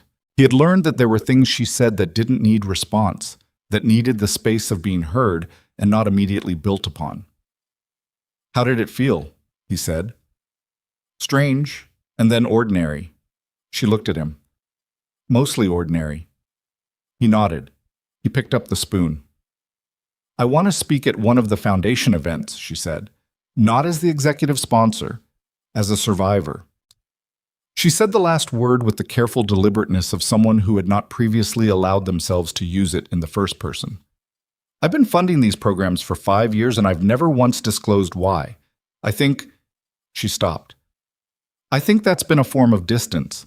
I've been giving money without giving the actual thing that might make it mean something. Does it scare you? Considerably. Are you going to do it anyway? She looked at him with the particular expression she had when he asked questions she'd already answered in her own head. Yes. Okay. He tasted whatever he'd made, which was not a disaster. I'll be there. You don't have to. I'll be there, he said again, the same way he'd said, I'm not leaving at the diner 6 months ago. Not a declaration, just a fact. She didn't argue. Lily found out about the scars in April, which was not a planned thing. They were at Victoria's apartment on a Saturday. They'd taken to spending Saturdays there on the weeks when Ethan's kitchen was too full of shop chaos, and Lily had colonized a corner of the living room for what she called her research station, which was her backpack, her notebooks, and the field guide to ocean life Victoria had given her at Christmas. And the afternoon had gotten warm enough that Victoria, in the private ease of her own space on a Saturday, had pushed her sleeves up to her forearms without thinking about it. Lily noticed in the way Lily noticed things, directly, immediately, and without the social filter that told most people to look away. "What are those?" she said. Victoria looked down at her own forearms, at the pale, uneven topography of old scarring that ran from her right wrist to just below her elbow. She had pushed the sleeve up without thinking. She could pull it back down and change the subject, and Lily was a child, and children accepted redirections. She left the sleeve where it was. "Scars," she said, "from a fire when I was a little girl." Lily studied them with the same careful attention she brought to the ocean taxonomy. "Does it hurt?" "Not anymore." "It did for a long time." "Is that why you always wear long sleeves?" "Yes." Lily nodded, absorbing this. "My friend Danny has a scar on her knee from when she fell off her bike. She says it's her battle scar." She looked at Victoria's arm again. "Yours is bigger." "It is." "That means you survived a bigger battle," Lily said, with the unassailable logic of a 7-year-old, and went back to the field guide. Victoria sat very still for a moment. From across the room, Ethan caught her eye. He didn't say anything. He didn't have to. She pulled the other sleeve up, too. Spring came in the gradual and slightly uncertain way it came in this city, some days warm and some days pointlessly cold, the trees making their tentative commitments. Victoria's equilibrium shifted, not completed, not fixed, nothing so clean as that, but shifted. She slept better, which she measured by waking up less at 3 a.m., with the particular consciousness of someone whose nervous system had been running the same alarm for 30 years. She ate more consistently, which she measured by the fact that Ethan stopped giving her the look he gave her when he suspected she'd skipped something. She went to see a therapist, which she told him about in the car one evening in a matter-of-fact voice, watching the street, not making it into anything large. "Good," he said. "I went once years ago and I didn't find it productive." Different time, different things to say. Possibly. A pause. "She's direct. I appreciate that. What's her name?" "Dr. Nwachuk Wu. She has an extremely organized bookshelf, and she doesn't let me run the conversation, which I initially found irritating. And now? Still find it irritating, also useful." She was quiet for a moment. "She asked me what I was afraid of losing." "What did you say?" Victoria looked out the window. "I said you, and Lily." A pause. "She asked what I was afraid I'd have to do to keep you. I said I didn't know. She said that was an interesting answer." "What do you think it means?" "I think it means I'm still waiting for it to cost something, for there to be a transaction, for the moment when staying requires—" She stopped. "When I was married to Daniel, it was different. We arrived at each other slowly over years, and I never felt like I was waiting for the price. But he also knew me before I'd built all of—" She gestured vaguely. "This. You came in through the door of this." A pause. "Sometimes I don't know which version of me you're attached to." He thought about that. Took it seriously, because she'd said it seriously. "The version I'm attached to is the one who came to a blind dinner and told me up front she was done performing," he said. "And everything since. The whole thing, not a version." She turned to look at him. "There's not a real you and a managed you that I'm trying to get past," he said. "It's all you. The competent, scary one and the one who couldn't sleep in February. The one who runs a company and the one who sat in a diner and told me the hardest thing you knew how to say. Same person." She held his gaze for a moment. "Dr. Nwachukwu would like you. From what you've described, she'd probably make me sit with that thought longer instead of just accepting it." "She would absolutely do that." Victoria looked back at the street. "She'd be right to." They drove the rest of the way without talking, and it was the particular kind of quiet that didn't need anything added to it, that was complete in itself. Two people side by side in a moving car in the early spring evening, going in the same direction. Well, the foundation event was in late April. Not a gala, not a fundraiser. A smaller gathering, 40 or 50 people, mostly survivors and their families and the medical staff who worked in the recovery programs. Victoria had done the logistics herself, which was not how she usually operated, but she'd wanted to be specific about it. Low lighting, no podium, chairs in a circle rather than rows. She stood up in front of them and she did not have notes. She said she ran the foundation. She said she had funded burn recovery programs for 5 years without telling anyone in this room that she was one of them. She said the fire had happened when she was 11, and she described it plainly. Not dramatically, not in the therapeutic language of processing, just plainly, in the direct voice she used for things that were true. She said she had spent 30 years treating her scars as something to be managed, and she said she had recently started reconsidering that. She wore a short-sleeved blouse. She didn't say it was easy. She didn't say she had figured it out. She said she was in the middle of it and that she was there because she thought it was worth saying out loud, in a room full of people who would understand it, that surviving was not a debt you spent your life repaying. She said it and she meant it, and it was not the same as believing it completely, not yet, but it was the direction. Ethan was at the back of the room. He told her he'd be at the back, and she'd said she didn't need to know where he was. And then she'd said the back is good without acknowledging the contradiction, and he'd let it go. When she was done, the room was quiet for a moment. And then a woman in the front row, young, maybe mid-20s, with scarring visible on her neck and jaw, started clapping, and it spread, and it wasn't the polished applause of a gala, but the something else kind, the kind that was not about performance, but about recognition. Afterward, in the car, Victoria sat with her hands in her lap and didn't say anything for a while. He didn't feel it. "That was the hardest thing I've done since the hospital," she said. "I know. It didn't feel like I thought it would feel." "What did you think it would feel like?" She considered. "Like losing something, like giving something away." A pause. "It didn't feel like that." "What did it feel like?" She was quiet for a moment. Outside, the April evening was doing something soft and tentative with the light, the way evenings did in spring when they weren't sure yet whether they were allowed to be warm.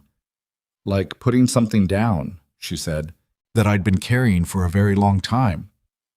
He reached over and put his hand over hers. She turned her hand over and held it, and neither of them said anything else. And it was enough. It was in the particular arithmetic of things they'd both been learning, exactly enough. Summer came in without asking permission, the way summer did. The city warming up gradually, and then all at once, the trees filling out, the evenings going long and golden in a way that made people remember why they stayed in places that had winters like the one they'd just survived. Ethan noticed the shift the way he noticed most things, practically, incrementally, through the small evidence of it. Lily's school backpack retired to the hall closet. The shop got hot enough by afternoon that he and his one employee, a 26-year-old named Dex, who had very strong opinions about vintage transmissions, worked with the bay doors open and a fan that moved the heat around without doing much about it. Victoria noticed it differently. She told him on a Tuesday evening in June that she'd opened the windows of her apartment for the first time in 3 years, not cracked them, but opened them fully, and had sat near them in the evening with a book she wasn't really reading, just being in the air. She said it the way she said things that mattered to her, but that she didn't want to over-explain, factually and without decoration. And he understood that for her, opening the windows fully was not a small thing. They had found, over the months since February, a life together that was not seamless. Nothing about either of them was particularly seamless. But that was real, and that had its own texture and its own rhythms and its own specific gravity. Tuesdays and Saturdays had expanded into most evenings, some mornings, the slow natural expansion of two people who had stopped needing to manage how much space they took up in each other's days. He kept a jacket at her apartment. She kept a spare key to his house, on a key ring with a small silver squid that Lily had chosen with great deliberateness at the gift shop of the Natural History Museum and presented to her with the solemnity of someone conveying a significant honor. Lily had, over the course of the spring, done what Lily did with things she decided to keep, absorbed Victoria into the ordinary fabric of her world, without ceremony, without the dramatic proclamations that adults used when they were managing their own feelings about a thing. She called her Victoria, not any variation of a parental title, which was something none of the three of them had discussed, and which seemed, in its unspoken clarity, exactly right. She showed Victoria things the way she showed Ethan things, not performing for her, not trying to impress her, just sharing, which was the higher honor. She had added Victoria to the feeling order of her bookshelves, which Ethan discovered only because Lily mentioned it in passing, as if it were obvious. When he'd asked what section, Lily had given him the look she gave people who ask questions with apparent answers, and said, "The good kind, Dad." He thought about that a lot that summer. The good kind. The proposal was not planned in the way proposals were usually planned. He'd thought about it. He wasn't someone who did significant things without thinking about them, and this was the most significant thing he could imagine doing, which meant he'd thought about it with considerable thoroughness over the course of several months, turning it over in the way he turned over a complicated mechanical problem, examining it from different angles, looking for the place where the thing either held or didn't. What he kept arriving at was simple.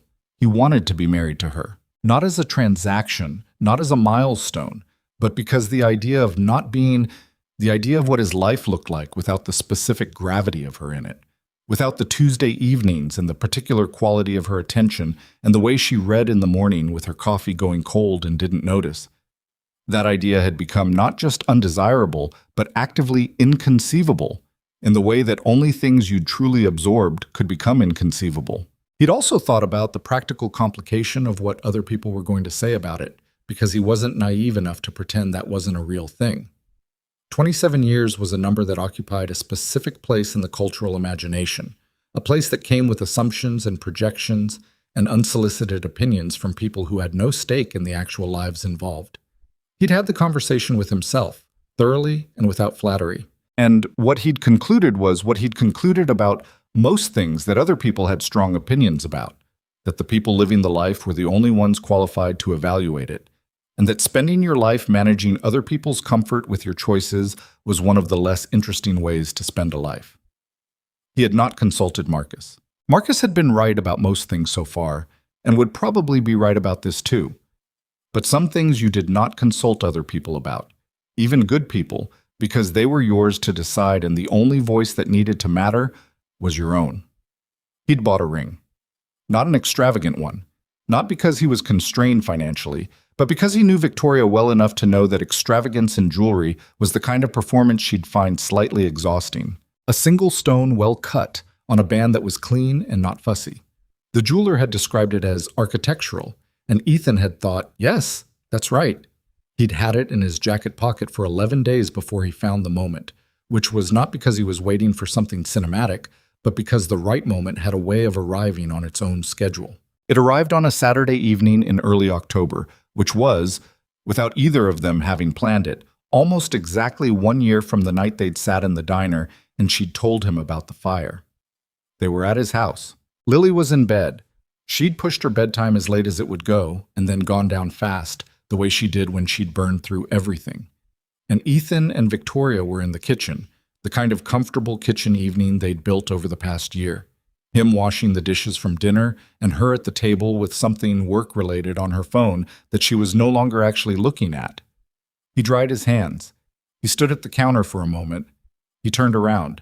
She was looking at him already, the way she sometimes did when she sensed a change in the room's quality, before it had announced itself. Her phone was face down on the table. "I want to ask you something," he said. She went very still. He crossed the kitchen and sat down across from her at the table. Not on one knee, not with production, just sat down, the way he sat when he needed to be at the same level as something important. And he put the ring box on the table between them. He didn't open it immediately. "I've been thinking about this for a while," he said. Not in an anxious way, just, I kept wanting to wait until I was sure, and then I realized I was already sure, and I'd been sure for a while. And the waiting wasn't about certainty anymore. It was about something else. What else? Her voice was careful, present. "Habit," he said. "I've had the habit of not reaching toward things for years. It was a good habit. It protected me when I needed protecting. But I think I've been using it past its useful life." She looked at the ring box and then at him. "I'm not reaching toward something uncertain," he said. "I know who you are. Not the whole of you, but nobody knows the whole of another person, but enough. I know how you drink your coffee, and I know what February costs you, and I know the way you look at Lily when you think nobody's watching." He paused. "I know you're not easy, and I know I'm not particularly exciting, and I know we are an objectively unusual combination of people, and I know I want this more than I've wanted anything since the day Lily was born." Her eyes were doing the thing they'd done in the hospital. Bright, controlled, the pressure of something just behind the control. "You don't have to answer right now," he said. I know you think about things carefully. Take whatever time, Ethan." Her voice was quiet and very level. "Yeah." "Open the box." He opened it. The ring sat in the box in the kitchen light, clean and unextravagant and exactly itself. She looked at it for a moment. "Yes," she said. He looked at her. "Yeah?" "Yes." Steadier now. "Don't make me say it multiple times." He took her hand across the table and slid the ring onto her finger, and it fit. He'd estimated, because asking would have ruined it, and she looked at it on her hand with an expression he had no precedent for reading, something that moved through several things at once, complex and unmanaged in a way she'd been learning to allow. "It's architectural," she said. "That's what the man said." "I like it." She looked up from the ring to him. Her face was not, in this moment, the composed and managed face of the CEO of Ashcroft Industries. It was just her face, the real underneath the capable, the part that had been showing more often and more easily since February, since the hospital, since the foundation event, and the short sleeves and the opened windows. "I like it very much." He held her hand on the table. Neither of them said anything for a moment. "Lily's going to be insufferable about this," he said. Victoria made a sound that was completely a laugh. "She's going to say she knew. She absolutely knew before we did. She probably has feelings about the wedding venue already. She has feelings about everything already." He looked at her. How are you doing right now?" She considered it, which he appreciated. She didn't reach for the easy answer. "I'm frightened," she said. "Not of you. Of how much I want this and what that means and what could go wrong and the 100 other things that run alongside anything I want." A pause. "I'm also—" She stopped, looked at the ring again. "I'm also something I don't have a good word for, something I haven't been in a long time." "What's the closest word?" She thought about it, genuinely, carefully. "Safe," she said, "which sounds small when I say it out loud. It doesn't sound small. It feels enormous." She looked at him. "I've been good at a lot of things. I built a company. I've managed loss and crisis, and I've done most of it without flinching. But I didn't know how to feel safe. I didn't know how to let someone close enough for that." She looked at his hand over hers. "You did something I didn't think was available to me anymore." "You did it," he said.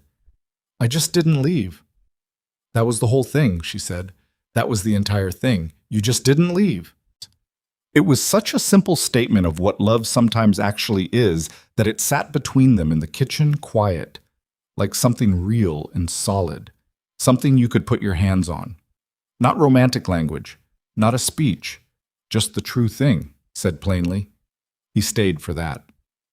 They told Lily the next morning, or rather Lily saw the ring at breakfast because Lily missed very little, and said, "Is that new?" with her mouth full of toast, pointing at Victoria's hand. Victoria looked at Ethan. Ethan looked at Victoria. Lily looked at both of them with the patience of someone who has already understood the situation and is waiting for the adults to catch up. "Victoria and I are going to get married," Ethan said. Lily chewed her toast, swallowed. "I know," she said. "You know. I figured." She took another bite of toast. Then she looked at Victoria with the direct, clear assessment she'd had since the very first day at the museum, and she said, "Does that mean you're going to live here?" "Eventually, yes, if that's okay with you." Lily thought about it for approximately 2 seconds. "Can I have a fish tank?" "Lily," Ethan said, "I'm just asking if the rules are changing." Victoria looked at Lily. Lily looked at Victoria. "The fish tank is between you and your father," Victoria said. "But I'll mention that I think an octopus would be extremely impractical and probably not advisable."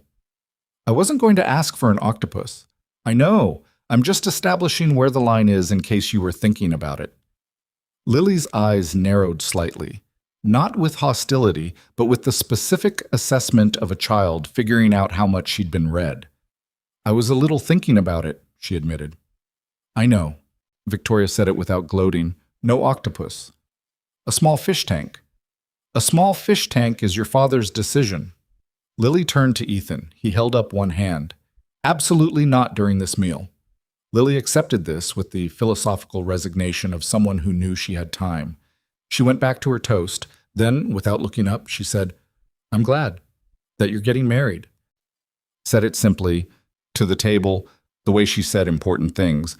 Not as a performance, just as a fact she was releasing into the room. I like having more people. Ethan felt something move through him. Victoria's hand, under the table, found his. Quote, the wedding was in November, which was Victoria's choice, and which Ethan understood without her explaining it.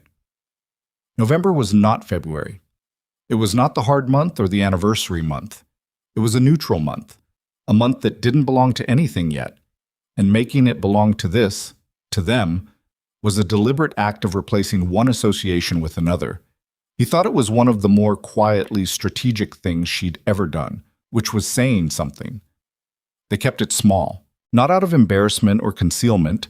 Victoria had been at sufficient public events in her life that she was not going to be shy about her own wedding, but because neither of them was a person who needed a large audience for significant things, and the people who mattered could fit in a room without it being an event.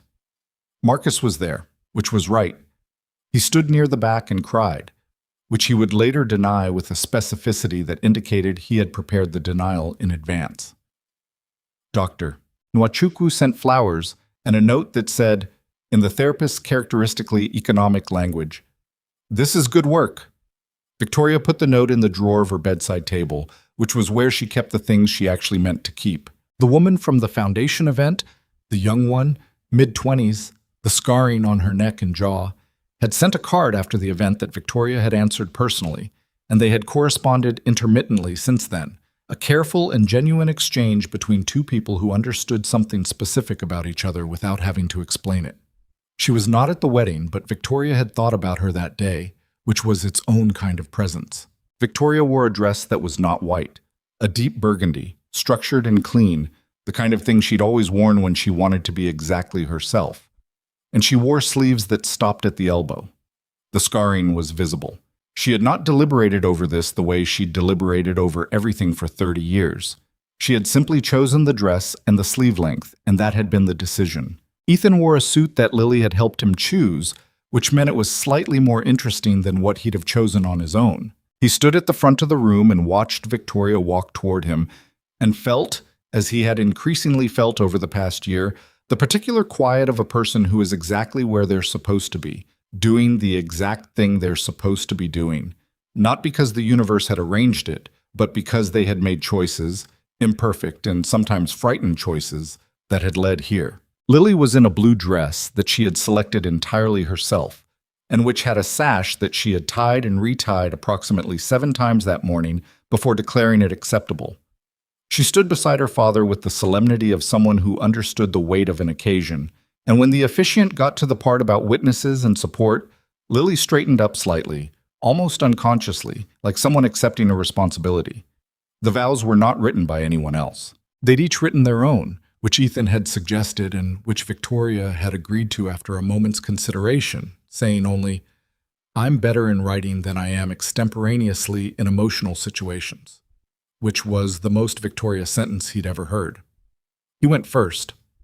"I spent a long time," he said, "believing that what I had was enough, that I'd figured out the shape of my life, the shop, Lily, the routine of it, and that wanting more was a kind of ingratitude. I told myself that story for a long time."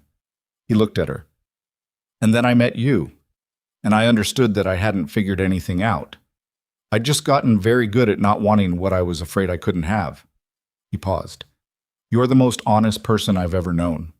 Not in a simple way, in the hard way. The way that costs something, that you have to choose every time, that doesn't come from having nothing to protect, but from protecting something that matters more." He felt his voice doing a thing he hadn't planned for it to do and didn't try to correct it. I'm not going to stand here and tell you I'll always get it right. I'll get things wrong. I'll misread you sometimes, and there will be Februaries, and there will be things we can't fix for each other. But I'll stay. I told you that in a diner almost exactly a year ago, and I meant it then, and I mean it now more than I did then, which I didn't think was possible. He held her gaze. I'll always stay. Victoria was still. The particular stillness she had when she was holding something carefully. She unfolded the paper she'd written on, 2 pages, which was very her, and she looked at it for a moment, and then she folded it back up and set it on the small table beside her. I had something prepared, she said. I prepared it carefully, which is how I do everything, and it said what I meant to say with appropriate precision. She paused. But I think I'd rather just tell you. She looked at him. I spent 30 years building a life that couldn't be hurt. That's not a figure of speech. I was methodical about it. I kept everything at a distance that felt like safety and called it self-sufficiency, and I was very convincing about it, including to myself. Her voice was steady, but it was the active steadiness of someone choosing it. You were the first person in a very long time who didn't find that convincing, who didn't accept the performance as the person. A pause. I don't know what to say about what that meant, except that it changed things I'd believed were permanent about myself. And I want you to know that I know how rare that is. I know what it costs a person to stay when staying is hard, because I watched everyone else not do it, and I want you to know that I see that. I see what you've given me. She stopped. Lily, too. You gave me something I'd stopped believing was mine to have. Her voice went quieter. A family. That's the word. I don't say it lightly. A family. Lily made a small sound from beside Ethan. He glanced down. She was crying, silently and without apparent self-consciousness, in the specific way of children who don't yet know they're supposed to manage it. He put his arm around her. She leaned into him. Victoria looked at Lily for a moment, something moving across her face that she didn't try to contain, and then she looked at Ethan. I'll stay too, she said, as long as we have. They honeymooned for 5 days, which was what both of them could manage. Ethan had a job at the shop he couldn't leave longer than that, and Victoria had 3 things she was managing that she was not going to pretend she could fully switch off. And they had both agreed that 5 real days were worth more than 10 days of pretending to be fully elsewhere. They went somewhere warm and near the ocean, which was Lily's official request, even though she wasn't coming, communicated through Ethan with the authority of someone who felt her ocean interests should be represented. They sat on a beach for the first real morning and did not do very much. And it was enough. The ocean was loud and indifferent and vast, and the light was warm, and Victoria sat beside him with her feet in the sand in the late morning and her sleeves rolled back and her eyes closed against the sun. And she looked, it was the only word, unburdened. Not fixed, not resolved, not the finished product version of a person who has worked through something. Just unburdened, the way people looked when they'd set something down for a few minutes, even knowing they'd pick it back up later in some form. What are you thinking about? He asked. The water, she said. Just the water. She opened her eyes and looked at the ocean. I used to come to the shore when I was a child. Before. She didn't have to specify what before meant, not to him. My father had a boat, not a big one. He'd take us out early in the morning before it got hot, and my mother would pretend she wasn't nervous about the swells. A pause. I'd forgotten that. I hadn't thought about that specific memory in I don't know how long. Is it hard, thinking about it? She considered it honestly. A little, and also good. Both. She watched a wave come in. Dr. Nwachukwu says that's what integration looks like, when a memory can hold both things at once without one destroying the other. She paused. I'm not sure I fully have it yet, but I can feel the direction of it. He didn't say anything. The ocean kept doing what the ocean did. I should have come to the water sooner, she said. You came when you came. That sounds like something someone says when they want to be kind. I mean it practically, he said. You weren't ready before. Now you are. The before is just what happened. She looked at him. That's irritatingly logical. I fix things for a living. She laughed. That real laugh, the one that came from the less managed place. He'd stopped being surprised by it, which was itself something. You stopped being surprised by good things when they became part of the ordinary texture of your days, and he thought that was not complacency, but something better than that. The particular grace of having something long enough that it became simply yours. They came home to a house that Lily had decorated in their absence, which meant there were welcome back signs in her handwriting on the door and on the refrigerator and, for reasons that she explained only partially, on Gerald the coffee maker. She had also, apparently, spent some time reorganizing the bookshelf in the living room, moving Victoria's books, which had been in boxes since they'd moved some of her things over in September, onto the shelves with a system that turned out, upon inspection, to be a hybrid of the feeling order and something she described as the which one looks like you most order, which was unexplainable but somehow coherent. Victoria stood in the living room looking at the bookshelf. She mixed mine in with yours, she said. I see that. They're not organized by subject or author. No, they're not. But they're... She studied the shelf for a moment. Actually, they kind of make sense. Lily's systems usually do once you stop looking for conventional logic. Victoria reached out and touched the spine of one of her own books, sandwiched between one of Ethan's shop manuals and Lily's field guide to the ocean, the one she'd given Lily at Christmas nearly a year ago that had apparently graduated to the adult shelves. She stood there for a moment, her hand on the book. This is my home, she said. Not as a question, not as a statement requiring confirmation, just as a thing she was saying out loud because saying it out loud was different from knowing it. Yeah, he said, it is. She turned around. Her face was... It was her face, all of it, the lines and the intelligence and the silver hair and the something underneath that he'd been learning since October. The thing that the performance had been built to protect, and that was, now, more often than not, simply visible. She looked like a person who had arrived somewhere, not at an ending, at a place. I want to tell you something, she said. Okay. I don't tell you enough. I'm not good at the day-to-day expressions of... She stopped, restarted. You are the reason I can stand in this room feeling what I feel right now. I know you'll say that's not right, that I did the work, that it was in me. And maybe that's partially true. But without you, I would have kept it at a distance for the rest of my life. I would have kept funding programs from a safe remove and wearing long sleeves in August and making sure nothing got close enough to hurt. She held his gaze. You are the reason I opened the windows. All of them. He crossed the room and held her, and she let him, completely, without the slight physical reservation she'd had for months after February, that ghost of the old habit. She held him back. From upstairs came the sound of Lily's thunderous arrival at the top of the stairs, her voice preceding her by a full 5 seconds. Are you home? Gerald's light is on, which means someone made coffee. She appeared at the top of the stairs, saw them, and slowed to a dignified pace as she came down, clearly deciding it would not be cool to run. Hi, she said, with the careful composure of a 7-year-old pretending she hadn't just been shouting. Hi, Ethan said, stepping back from Victoria. How was the trip? It was good. How was Mrs. Park? Good. She made the soup. Gerald worked fine the whole time. Lily came the rest of the way down the stairs, looked at them both with the assessing clarity she'd always had, and appeared to find whatever she was looking for. Did you see the shelf?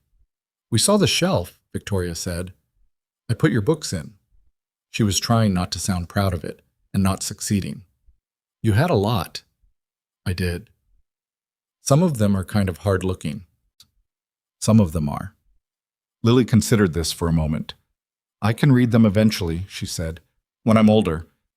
Can I read them in the feeling order? Victoria looked at her for a moment. Yes, she said. I think that's probably the best order. Lily nodded, satisfied, and went to the kitchen to investigate the coffee situation with the seriousness the subject deserved, and Ethan and Victoria stood in the living room of the house they now shared, in the ordinary particular mess and warmth of it, and there was nothing left to resolve. That was the thing, the actual thing. Not that everything was easy, not that the hard parts had been erased. February would come again, and the guilt would still be there in some form, quieter but present. There would be board meetings that wore her thin, and mornings when Ethan was too tired to be patient, and evenings when Lily needed more than either of them had ready. The 1968 Mustang was still in the shop, Gerald still made the noise. But they had built something. That was the word Victoria would have chosen, and it was the right one. Not found it, not fallen into it.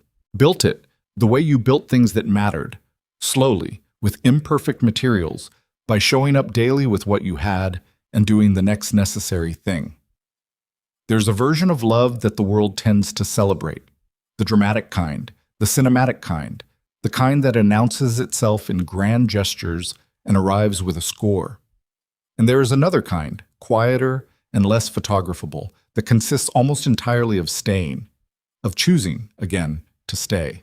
In the middle of February and the collapsed evenings and the things that don't resolve cleanly, of making coffee in a kitchen that isn't yours and becoming gradually the reason someone opens their windows, of learning that safety is not a small word, that presence is not a passive thing, that the most significant thing you can offer another person is not rescue.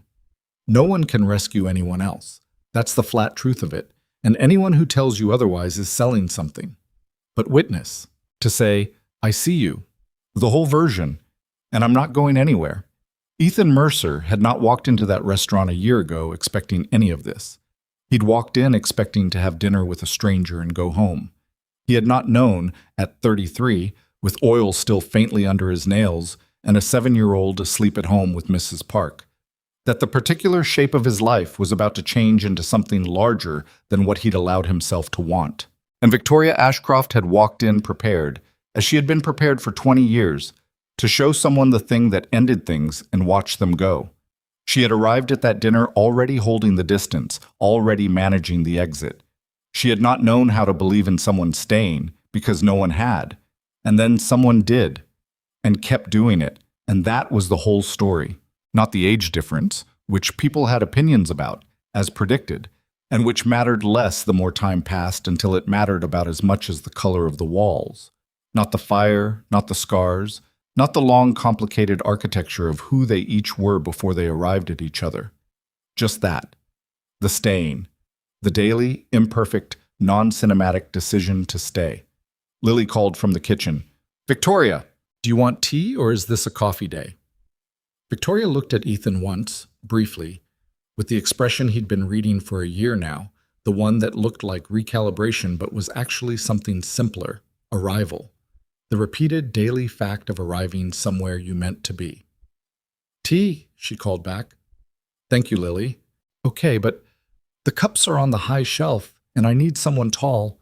I'm coming, Victoria said, and she went to the kitchen, and Ethan stood for a moment in the living room with the mismatched bookshelves and the soccer ball by the door, and the welcome back sign in Lily's spelling still taped to the refrigerator visible from where he stood. And he thought, yes, this is it.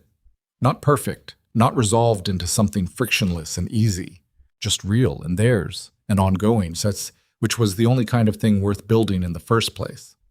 He followed them into the kitchen.